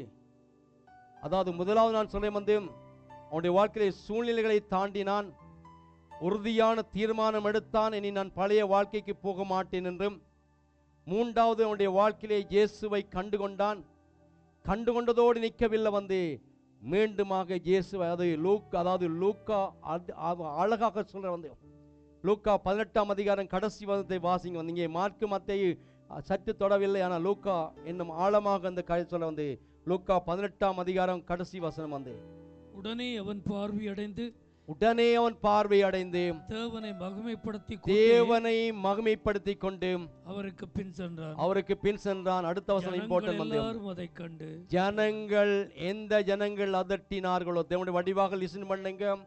எந்த ஜனங்கள் நீ குருடாவனுடைய வாழ்க்கை நீ கீட்ட வரக்கூடாது அதட்டினார்களோ, ஜனங்கள் எல்லாம் அதை கண்ட பொழுது, ஜனங்கள் எல்லாம் அந்த அவனுடைய வாழ்க்கையின் மாற்றத்தை கண்ட பொழுது அங்கே தேவனை புகழக்கூடிய அளவுக்கு ஒரு சற்று நிமிடம் அந்த வாயானது அவனை அதட்டி கொண்ட வாயானது அவனுடைய அற்புதத்தை பார்த்த பொழுது தேவனை புகழக்கூடிய வாயாக மாற்றப்பட்டது. தேவனுடைய பிள்ளைகளை ஏன் நடந்தது? தேவனுடைய பிள்ளை, இந்த மனுடைய வாழ்க்கையிலே உன் விசுவாசம் எப்படி செய்தது? இந்த மாமிசமான கண்கள் திறந்தது மாத்திரமல்ல, ஆவிக்குரிய கண்களையும் தேவன் திறந்தார். இதை வடிவாக புரிந்து கொள்ளுங்க. இன்னைக்கு எத்தனையோ ஜனங்கள் ஆண்டோடைய வர்கள் வந்து அற்புதத்தை பெறுகள் வந்து, ஆனால் ஆவிக்குரிய பார்வை இன்னும் கிடைக்க முடியாதபடி இருக்கபடியால் தான் வந்து மீண்டும் பழைய வாழ்க்கைக்கு போய்கொண்டிருக்கிறார்கள். வந்து ஆண்டவராகிய இயேசு கிறிஸ்துவிலே 10 குருடர்கள் வந்தார்கள். வந்து 10 குருடரையும் ஆண்டவர் சுத்தமாக்கினார். ஆனால் ஒரு குருடன் மட்டும்தான் மீண்டும் திரும்பி வந்தான். வந்து நான் நினைக்கிறேன் வந்து இந்த 10 குருடரையும் ஆண்டவர் சுத்தமாக்கினார். இந்த 9 குருடருடைய வாழ்க்கையிலும் ஆவிக்குரிய பார்வையை இவர்கள் இழந்து விட்டார்கள். வந்து ஆவிக்குரிய பார்வையை பெற்றிருந்தால் வந்து இந்த ஒரு குருடனோடு இந்த 10 பேரும் சேர்ந்து வந்து தேவனை பின்பற்றி இருக்க முடியும். வந்து இன்றைக்கு தேவனை குறித்து கேள்விப்படுகிறாள். வந்து தேவன் எப்படிப்பட்ட வந்து வகை தேடி சுற்றித்திர வந்து அந்த இயேசுவை பார்த்தால் இயேசுவை வந்து அற்புதத்தை பெறுமண்டு திரளான ஜனங்கள் இன்றைக்கு ஆயிரக்கணக்கான லட்சங்கள் அற்புதத்தை பெற்றதோடு வந்து மீண்டும் பழைய வாழ்க்கைக்கு திரும்பி தங்களுடைய வாழ்க்கையை வாழ்ந்து கொண்டிருக்கிறார். வந்து ஆனால் இந்த மனிதனோ வேதம் சொல்லுது வந்து அவன் பார்வை அடைந்த பொழுது என்ன செய்தான்? வந்து தேவனை அதாவது தேவனை துதித்து கொண்டு தேவனை மகிமைப்படுத்தி கொண்டு, ஆண்டவரே என் கண்களை நீ திறந்தீங்களே ஆண்டவரே, அப்பா நான் உமக்காக ஏதாவது ஒன்று செய்ய வேண்டும் என்று வந்து ஒரு சீசனாக மாற்றப்பட்டு விட்டான். சற்று நிமிடத்துக்களே வந்து ஒரு சிசத்துவம் என்ற எல்லைகளே, அதாவது இயேசுவை பின்பற்றுவது என்பது ஒரு சிசத்துவம் என்பதை வேதம் தெளிவாக சொல்லுது. சிசத்துவம் என்பது இயேசுவை எல்லா சூழ்நிலையும் பின்பற்றுவன் தான் சீசனாக இருப்பான். வந்து இந்த மனிதன் சீடனாக மாற்றப்பட்டு விட்டான். வந்து அன்பான தேவனுடைய பிள்ளையே, இந்த ஆவிக்குரிய வாழ்க்கை, இந்த ஆவிக்குரிய பார்வை நம்முடைய வாழ்க்கையிலே காணப்பட வேண்டும். இந்த ஆவிக்குரிய பார்வை நம்முடைய வாழ்க்கையிலே காணப்பட்டால் மட்டும்தான் வந்து மற்றவர்கள் தேவனை பார்க்க முடியும். அந்த மற்ற ஜனங்கள் தேவனை துதிக்க முடியும். தேவன் எப்படி என்பதை பார்க்க முடியும். வேதம் சொல்லுது வந்து அந்த அதாவது திரளான ஜனங்கள் அதை கண்டபொழுது தேவனை புகழ்ந்தார்கள் என்று பார்க்கிறோம். அந்த எத்தனை வாய்கள் தேவனை தூசித்து கொண்டிருக்கிறதோ அந்த வாயெல்லாம் துதிக்கிற வாயாக மாற வேணுமா? இந்த வந்து நம்முடைய ஆவிக்குரிய பார்வையோடு வந்து தேவனுடைய அற்புதத்தை பெற்று வாழும் பொழுது வந்து அங்கே தூசிக்கிற வாய்கள் துதிக்கிற வாய்களாக மாற்றப்பட முடியும். அது வந்து இதை புரிந்து கொள்ளுங்க. தேவனுடைய வல்லமை இதுதான். வந்து திரளான ஜனங்கள் எல்லாம் இயேசுவை அவனுடைய வாழ்க்கை முறையானது வந்து மற்ற ஜனங்கள் இருணையோடு வாழ்ந்த ஜனங்களை தொடக்கூடிய அளவுக்கும், தேவனுடைய மகத்துவத்தை பார்க்கக்கூடிய அளவுக்கும், தேவனை புகழக்கூடிய அளவுக்கும் அந்த ஜனங்களை தேவன் தொட்டதை பார்க்க ஒரு மனுடைய வாழ்க்கை முறையானது வந்து வந்த ஜனங்களும் தேவனை போற்றக்கூடிய அளவுக்கு மாறுவது உண்மையாக இருந்தால், தேவன் நம்முடைய வாழ்க்கை இத்தனை ஆண்டுகள் ரட்சிக்கப்பட்ட இந்த நாட்களில் வந்து தேவனுக்குள்ள ஒரு சாதனை படைத்து ஒரு தாக்கத்தை உண்டு பண்ணுறோமா? தேவன் பேசி என்னோடும் பேசுகிறார், வந்து உங்களோடும் பேசுகிறார். உனக்காக மரித்தேனே, எனக்காக நீ என்ன செய்தாய்? வந்து இன்னைக்கு ஆண்டவரிடத்திலே நாங்கள் பவுல் கேட்டது போல கேட்க வேண்டும். ஆண்டவர் எனக்கு அதை தாரும் இதை தாரும் எல்லாம் தந்து விட்டார். வந்து அதுதான் இன்றைக்கு பாடுறது. கர்த்தாவே நீ எல்லாத்தையும் தந்தீங்களப்பா. வாழுகிற பூமி வந்து உறங்கும் இல்லம் வந்து உண்ணும் உணவு வந்து கல்வி செல்லம் எல்லாம் நீ தந்தது ஆண்டவரை. வந்த ரட்சிப்பு நீ தந்தது கர்த்தாவே, சுகம் நீ தந்தது கர்த்தாவே, ஒவ்வொரு நாளும் மகிழ்ச்சி நீ தந்தது கர்த்தாவே, சமாதானம் தந்தது நீர் கர்த்தாவே அப்பா. என்னுடைய வாழ்க்கையிலே சுகவாழ்வு தந்தது நீர் ஆண்டவரே அப்பா. அப்ப இவ்வளவாக தந்த தேவனுக்கு உண்பதாக ஆண்டவர் இன்றைக்கு பரிதபி கேட்கிறார், மகனே நான் எனக்காக மரித்தேன் அல்லவா, உனக்காக நீ ரத்தம் சிந்தின அல்லவா, நீ பாவத்திலே வாழ்ந்து பாவத்திலே பிறந்து பாவத்திலே வாழ்ந்து பாவத்திலே மரித்து அந்த அக்கினிக்கிலே போகக்கூட என்பதற்காக நான் ரத்தத்தை உனக்காக சிந்தின அல்லவா, உனக்காக நான் ரத்தம் சிந்தின அல்லவா, நீ எனக்காக என்ன செய்கிறான் என்ற சத்தம் இன்றைக்கு ஒவ்வொரு காதுகளையும் ஒழித்து கொண்டிருக்கிறது. எனக்காக நீங்க என்ன செய்தீங்க? வந்து எனது காரியமாக யார் போவான் என்ற சத்தத்துக்கு நம்முடைய வாழ்க்கை இன்றைக்கு இணைக்கப்படுகிறோமா? தேவனுடைய பிள்ளைகள் வந்து இந்த ஒரு தீர்மானம் எடுப்போம். வந்து இந்த குடனை போல இல்லாவிட்டாலும் கூட என்னுடைய வாழ்க்கை தேவனை இதுவரையும் பார்க்க முடியாதபடி வந்து இந்த ஆவிக்குரிய பார்வையை இழந்து நான் தவிக்கிறேன் கர்த்தாவே அப்பா, என்னுடைய வாழ்க்கை மாற்றப்பட வேண்டும். இந்த மனுடைய வாழ்க்கை முறையானது 12 சிசுகளும் வந்து அதில் குறிப்பாக 2 சிசுகளும் வந்து ஆண்டவருடைய பாடுகளை குறித்து சொன்ன பொழுது அந்த ஆவிக்குரிய பார்வை இல்லாத நிமித்தம் தான் வந்து இங்கே எங்களுக்கு அந்த இடம் இந்த இடம் எரிச்சல் பொறாமை எல்லாம் வந்தது. 3 இடங்கள் ஊழிய பாதிரம். ஆனால் பெந்தோகோஸ் நாள் என்பதாக எல்லாம் மாற்றப்பட்டு பேதரோடு எழுந்திருந்தார்கள். வந்து இப்போது நான் இங்கே சொல்கிற காரியத்தை தான் சொல்ல வந்து ஆண்டவருடைய தான் படப்போகிற பாடுகள் தன்னுடைய காரியங்கள் அதை சொல்லி அப்படியே சொல்லிக்கணும். நான் பானம் பண்ணுற இந்த பாத்தில் உங்களால் பானம் பண்ண முடியுமா? நான் பாடுபடும் அந்த நிலைக்கு போகும்பொழுது உங்களாலே அந்த இடத்துக்கு வர முடியுமாண்டு அங்கே வந்தால் பிதா என்னத்தை விரும்புகிறாரோ அதை அவர் செய்வார் சொல்லி இப்படியாக இருக்கும் பொழுது இவருடைய வாழ்க்கை நான் உங்களுக்கு என்ன செய்ய வேண்டும் என்று அங்கே யாக்கோபையும் யோவானையும் கேட்ட பொழுது எங்களுக்கு அந்த இடம் வேணும் என்று கேட்டால் ஆனால் இந்த மனிதன் ஆண்டு கேட்கிறார், மகனே நான் உனக்கு என்ன செய்ய வேண்டும் என்று கேட்ட பொழுது அவன் பணத்தையும் கேட்கவில்லை, பொன்னையும் கேட்கவில்லை, வெள்ளியையும் கேட்கவில்லை. அவன் கேட்டதுண்டாம், ஆண்டவரே நான் இந்த கண்ணாலே இந்த பார்வை மாற்றமில்லை, உமக்காக நான் வாழ வேண்டும் என்று ஒரு செகண்டில் 2 பார்வையும் உனக்கு கிடைத்தது. இதுதான் டபுள் பிளஸிங். இரட்டிப்பான வல்லமை அவன் பெற்றுக்கொண்டான். மாமிசப்பரமான கண்கள் திறக்கப்பட்டது, ஆவிக்குரிய கண்களும் திறக்கப்பட்டபடினால் தான் சீசனாக மாற்றப்பட்டான். தேவனுடைய பிள்ளை, நம்முடைய வாழ்க்கையிலே தேவன் எவ்வளவு நாட்களாக எங்களோடு பேசிக்கொண்டிருக்க இன்றைக்கு நம்முடைய ஆவிக்குரிய பார்வை சரியாக இருந்தால் தேவன் எப்படி என்பதை நாங்கள் பார்க்க முடியும். எப்படிப்பட்ட சூழ்நிலையாக இருந்தாலும் கூட நம்முடைய வாழ்க்கையில் இருக்கிற வருமானம் குறைபட்டாலும் கூட ஆண்டு சொல்லும், ஆண்டவரே இது எனக்கு போதும் ஆண்டவரே அப்பா, இது எனக்கு போதும் ஆண்டவரே அப்பா. எத்தனை ஜனங்கள் எத்தனை நிலைமைகளே எல்லா வசதிகள் வாய்ப்புகள் இருக்கும் பொழுது கூட அவர்களுக்கு சந்தோஷம் இல்லை, சமாதானம் இல்லை. அவர்களுக்கு திராட்சம் தானியம் பெருக சொந்தத்தை பார்க்கும். எனக்கு அதிகமான சந்தோஷத்தை தந்தது மாத்திரமல்ல, சங்கீதக்காரன் தாவீது சொல்லம் அதிக சந்தோஷத்தை தந்தது மாத்திரமல்ல, என்னை சுகமாக தூங்க பண்ணுறே ஆண்டு சங்கீதக்காரன் முடிக்கிறதை பார்க்கிறோம். இதுதான் தேவன் கொடுக்கிற காரியம்.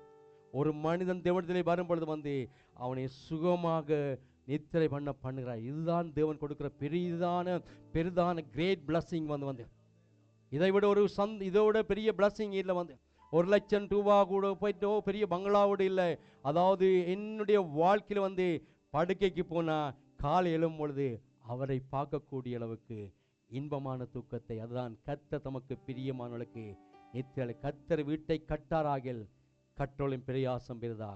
நீங்கள் அதிகாலையிலிருந்து நேரப்பட வேலை தடுத்து வருத்தத்தின் அப்பத்தை சாப்பிடுவதா கர்த்தர் தமக்கு பிரியமானவர்களுக்கு நித்திய அளிப்பாண்டு. சங்கீதம் 120 சாலமோன் எழுதின சங்கீதம் என்று சொல்லப்படுதலாம்.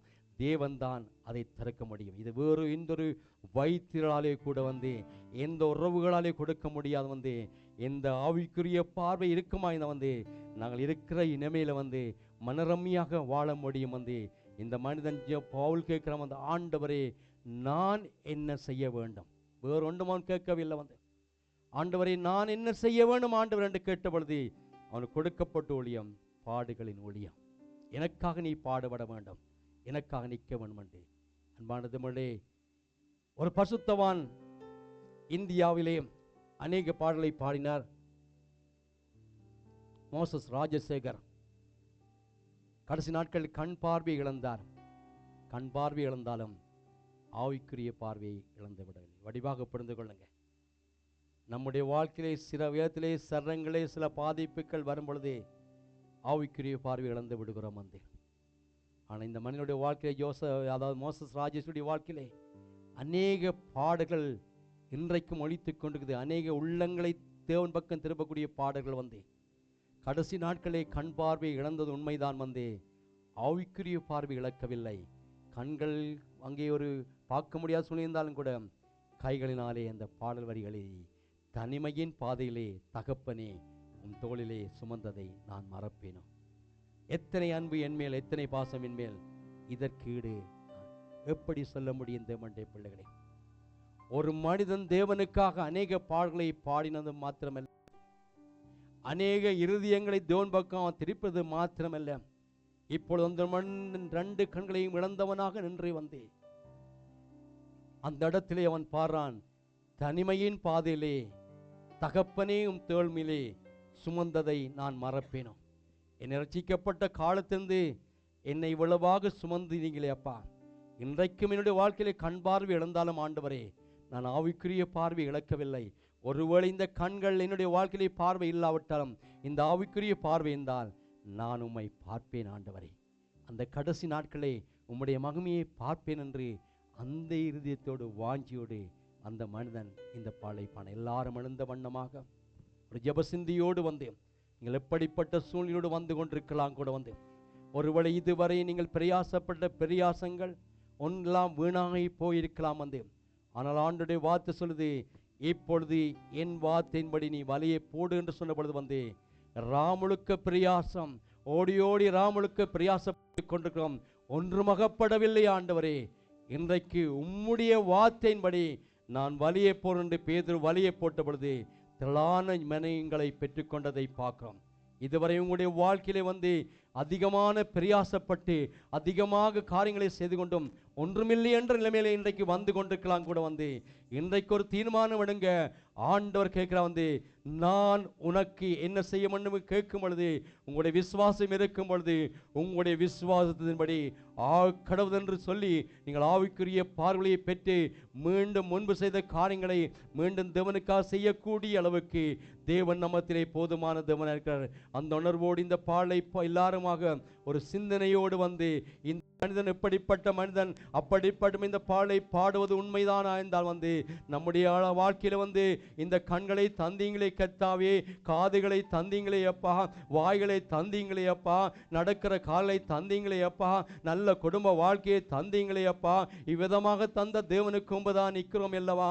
நான் இன்னுமாக இவ்விதமாக நிற்க வேண்டும் ஆண்டவரே அப்பா என்று அந்த ஒரு ஆதங்கத்தோடு வந்து அந்த எதிர்பார்ப்போடு வந்து அந்த தேவ அன்பை எண்ணி எண்ணி ஆண்டவரே அப்பா, இந்த அன்புக்கு ஈடாக இந்த பூமியிலே ஒன்றுமில்லை என்று சொல்லி வந்து இந்த பாடல் நாங்கள் பாட போறோம் வந்து. ஹல்லேலூயா. தனிமையின் பாதையில் தகப்பனேயும் தோளில் சுமந்ததை நான் மறப்பேனோ, சுமந்ததை நான் மறப்பேனோ. தனிமையின் பாதையில் தகப்பனேயும் தோளில் சுமந்ததை நான் மறப்பேனோ, சுமந்ததை நான் மறப்பேனோ. எத்தனை அன்பு என் மேல், எத்தனை பாசம் என் மேல், எத்தனை அன்பு என் மேல், எத்தனை பாசம் என் மேல், இதற்கு ஈடு என்ன தருவேன்.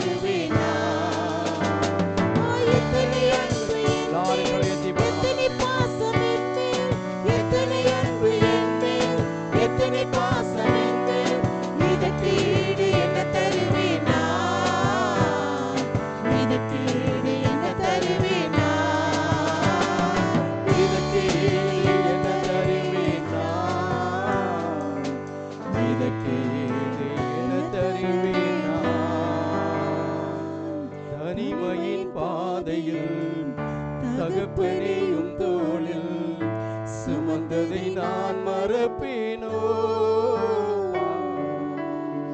சுமந்ததை நான் மறப்பேன். மீண்டும் பாடுமாக. தனிமையின் பாதையில் எத்தனை தனிமைகள், தகப்பனையும் தோளில் எத்தனை போராட்டங்கள், சுமந்ததை நான் மறப்பேனோ, எத்தனை பரியாசங்கள், எத்தனை இடங்களை கைவிடப்பட்ட சூழல்கள் வந்த போதுமெல்லாம் தேவன் உங்களை தூக்கி சுமந்தார் அல்லவா கத்தாய். அந்த சுமந்து தேய்க்கிற தேவ ஆட்டுக்குட்டியானவராக வந்தேன். உடைய வாழ்க்கையிலே அற்புதம் செய்கிற தேவனாய் இருக்கிறார் அல்லவா. இயேசுவின் நாமத்திலே வந்த ஒவ்வொரு பிள்ளைகள் மேலும் உம்முடைய கரமரங்கி வரும்படியாக ஜெபிக்கிறேன் கத்தாயப்பா. தேவன் ஒவ்வொரு பிள்ளைகளையும் அப்பா நீங்கள் தாங்குங்க கத்தாவே அப்பா. சொல்ல முடியாத வேதனைகள் கத்தாவே அப்பா, மனித வார்த்தையினாலே உடைக்கப்பட்டு கத்தாவே இனி நீ வாழ முடியாது என்று கத்தாவே அப்பா. அன்று அப்பா தீக்கசுடைய மனைவியுடைய காதுகளே கத்தம் கேட்டதில்லா கத்தாயப்பா. ஆனாலும் கத்தாவே அப்பா அந்த சவுடைய வாழ்க்கையிலே ஒரு மாற்றத்தை உண்டு பண்ணி நீங்களே கத்தாவே அப்பா. கடன் பிரச்சனையாலே நீ வாழ முடியாது, என் பிள்ளைகளை சிறைப்பட்டு போவான்று அப்பா ஆதங்கத்தோடு இருந்த பொழுது கத்தாவே அந்த இடத்துல நீங்கள் அற்புதம் செய்தீங்களே கத்தாவே அப்பா. இன்றைக்கு தேடி வந்த ஜனங்களுடைய வாழ்க்கையிலே அப்பா நீர் அற்புதம் செய்கிற தேவனாய் இருக்கிறீங்களே கத்தாப்பா. ஒவ்வொரு பிள்ளைகள் மேலும் உடைய கரம் இறங்கி வருவதாக அப்பா. முந்தினோட நினைக்க வேண்டாம், பூர்வமான சிந்திக்க வேண்டாம். இதோ நான் கர்த்தர் புதியாத்தை செய்வேன், அது இப்போதே வெளிப்படும் நம்முடைய வார்த்தையின் அடிப்படையில் அப்பா எல்லா வனாந்தரங்களும் செழிப்பாக மாறுவதாக அப்பா. எங்க எல்லாம் முடிய வாழ்க்கையில எழும்ப முடியாமல் கத்தாவே அப்பா, எங்க எல்லாம் நிம்மதியாய் தூங்க முடியாமல் கத்தாவே அப்பா, எங்கெல்லாம் மனித வார்த்தைகள் உடைக்கப்பட்டு ஒரு வனாந்தரமாக காணப்பட்டாலும் எல்லா வனாந்தரங்களும் செழிப்பாக மாறுவதாக அப்பா. எல்லா வனாந்தரங்களும் செழிப்பாக மாறுவதாக அப்பா. எல்லா வனாந்தரங்களும் வயல் வெளியாக மாறுவதாக அப்பா. இஸ்ரவேலை நீ வேரூன்றுவாய், யாக்கோபை நீ வேரூன்றுவாய், போத்து குலுங்குவாய் என்ற வார்த்தையின் அடிப்படையில் கத்தாவே அப்பா. தேவனால் ரட்சிக்கப்பட்ட ஜனங்கள் வெட்கப்பட்டு போவதில்லை கத்தாவே அப்பா. உம்முடைய முகத்தின் பிரகாசத்தை கத்தாவே அப்பா, உம்முடைய முகத்தின் பிரகாசத்தை அப்பா வந்த ஒரு பிள்ளைகள் மேலும் வீச பண்ணும்படியாக ஜெபிக்கிறோம் அப்பா. சங்கீதக்காரன் கேட்டது போல அப்பா இன்றைக்கு உம்முடைய பிள்ளைகள் கேட்கிறார்கள் கத்தாவே அப்பா. உம்முடைய முகத்தின் பிரகாசத்தை அப்பா என் மேலே வீச பண்ணுங்க, அப்போது நான் சுகமாக தங்குவேன் என்று சங்கீதக்காரன் தாவீது கேட்டது போல அப்பா. எல்லாரும் கேளுங்க, ஆண்டவரே அப்பா உம்முடைய பிரகாசம் எனக்கு வேணும் கத்தாவே அப்பா. உம்முடைய பார்வை எனக்கு வேணும் கத்தாவே அப்பா. தேவனே உம்முடைய பார்வையை இழந்துதான் அப்பா தவிக்கிறேன் கத்தாவே அப்பா. இந்த உம்முடைய பார்வை இழந்துதான் நான் போராடி கொண்டு ஆண்டோட கேளுங்க, ஆண்டவரை இந்த பார்வை எனக்கு தாருங்கண்டு தேவன் இந்த பார்வையை மீண்டும் உயிர்ப்பிக்கும்படியாக நசனாகிய இயேசுவின் வல்லமுள்ள நாமத்திலே அப்பா தெளிவான பார்வை உண்டாவதாக கத்தாவே அப்பா. தெளிவான பார்வை உண்டாவதாகப்பா. இயேசு அப்பா எலிசா ஜெபித்தது போல அப்பா இந்த மனிதன் பார்க்கக்கூடிய அளவுக்கு அப்பா இந்த கண்களை திறந்தவன் கேட்டு அந்த சின்ன ஜெபத்தை கேட்டு அப்பா தேவனே அந்த மனிதன் கத்தாவே அப்பா இயேசுவுடைய ரதங்களை பார்க்கக்கூடிய அளவுக்கு நீர் படிப்படுவதை பார்க்கக்கூடிய அளவுக்கும் அப்பா அந்த ஒரு ஜெபத்தை கேட்டுங்கள் தேவாதி தேவனே அப்பா. இப்போதும் ஒவ்வொருடைய வாழ்க்கையிலே கண்கள் அப்பா திறக்கப்படுவதாக இயேசுவின் நாமத்திலே அப்பா, இயேசுவின் நாமத்திலே திறக்கப்படுவதாக அப்பா. இதுவரையும் பார்வை இழந்த நிமித்தம் தான் அப்பா போராட்டங்கள் அப்பா, நிம்மதி இல்ல கத்தாவே அப்பா. உமக்காக காரியங்கள் செயல்பட முடியாமல் தோற்று போன நிலையில வந்த ஒரு பிள்ளைகள் மேலும் அப்பா உம்முடைய கரம் தொடும்படியா ஜெபிக்கிறேன் கத்தாய் அப்பா. உம்முடைய கரம் தொடும்படியா ஜெபிக்கிறேன் கத்தாய். நீ செய்ய நினைத்ததை ஒருவராலும் தடை பண்ண முடியாது கத்தாவே அப்பா. நசனாகிய இயேசுவின் நாமத்திலே அப்பா அற்புதங்கள் நடப்பதாக கத்தாவே அப்பா. முடியாத காரியங்களை முடிய பண்ணுங்க கத்தாவே அப்பா. இந்த யுத்தம் உம்முடையது கத்தாவே அப்பா. நீ யுத்த வீரனாக இந்த வெளிப்படும்படியா ஜெபிக்கிறேன் கத்தாவே அப்பா. நசனாகிய இயேசுவின் நாமத்திலே கத்தாயே வேலை இல்லாத பிள்ளைகளுக்கு வேலைகளை கொடுங்க கத்தாவே அப்பா. ஒரு ஆமென் என்று சொல்லுங்க. வந்து வேலை இல்லாத பிள்ளைகளுக்கு வேலையை கொடுங்க கத்தாவே அப்பா. இந்த தேசத்துல வந்து அநேக கடினமான பாதையில முன்னே பிள்ளைகள் அப்பா போய்கொண்டிருக்கிறார் கத்தாவே அப்பா. மனைவியையும் பிள்ளைகளையும் விட்டு விட்டு வந்து கத்தாவே அப்பா கடினமாக இரவுகள் உழைக்கிறார்கள் கத்தாவே அப்பா. அவளுக்கு ஒருமை தேடி வந்தபடினால் கத்தாவே அப்பா ஒரு மறு வாழ்வு கிடைப்பதாக கத்தாவே அப்பா. ஒரு புதிய வாழ்வு கிடைப்பதாக கத்தாவே அப்பா. உன் நம்பிக்கை வீண்போகாது, நிச்சயமாக ஒரு முடிவு உண்டு என்ற வாக்குத்தத்தை எடுத்து அப்பா ஒவ்வொரு வந்த பிள்ளைகள் மேல அறிக்கை பண்ணி ஜெபிக்கிறேன் கத்தாவே அப்பா. இன்றைக்கு புதிதாக வந்த பிள்ளைகளை நீங்கள் தொடுங்க கத்தாவே அப்பா. இயேசு ஒருவன் மட்டும்தான் அற்புதர் அப்பா. இயேசு ஒருவன் மட்டும்தான் ரட்சிப்பை கொடுக்க முடியும் கத்தாயப்பா. அந்த உள்ளத்தின் வாஞ்சியோடு கத்தாயப்பா உம்முடைய பிள்ளைகள் செல்லும் பொழுது கத்தாயே அற்புதங்களை காண்பார்கள் கத்தாயப்பா. அற்புதங்களை காண்பார்கள் கத்தாயப்பா. அற்புதங்களை காண்பார்கள் கத்தாயப்பா. கையளவு உமகும் பெருமழையை கொண்டு வந்ததப்பா. பெருமழை நச்சம் கேட்குது கத்தாவியப்பா. பெருமழை நச்சம் கேட்குது கத்தாவியப்பா. அந்த சத்தத்தை கேட்க போறாள் கத்தாவியப்பா. நல்ல செய்தியை கேட்க போறாள் கத்தாவியப்பா. இயேசுவின் நாமத்திலே கத்தாவியப்பா. பெருமழை நச்சல் கேட்குது கத்தாவியப்பா. பெருமழை நச்சல் கேட்குது கத்தாவியப்பா. எல்லாம் மாறுவதாக கத்தாவியப்பா. எல்லாம் மாறுவதாக கத்தாவியப்பா. எல்லா சூழ்நிலையும் மாறுவதாக கத்தாவியப்பா. உம்முடைய அன்பின் கதை எல்லாத்தையும் ஒப்புக் கொடுக்கிறோம் அப்பா. ஒவ்வொரு பிள்ளைகளையும் ஒப்புக் கொடுக்கிறேன் கத்தாயப்பா. ஒவ்வொரு பிள்ளைகளையும் ஒப்புக் வந்த புதிதான குடும்பத்தை ஒப்புக் கொடுக்கிறேன் கத்தாயப்பா. இந்த நாளை தேடி வந்தபடினால் கத்தாயப்பா ஒரு நிறைவான சமாதானத்தோடு கத்தாவே உம்முடைய பிள்ளைகள் செல்லும்படியாக ஒப்புக் கொடுத்து ஜெபிக்கிறேன் நல்ல பிதாவே, ஆமென். எல்லாரும் உற்சாகங்களை தெளிவாய்ப்படுத்துமாக எல்லாரும் சேர்ந்து சொல்லுமாக, என் ஆத்துமாவே கர்த்தரை ஸ்தோத்திரி.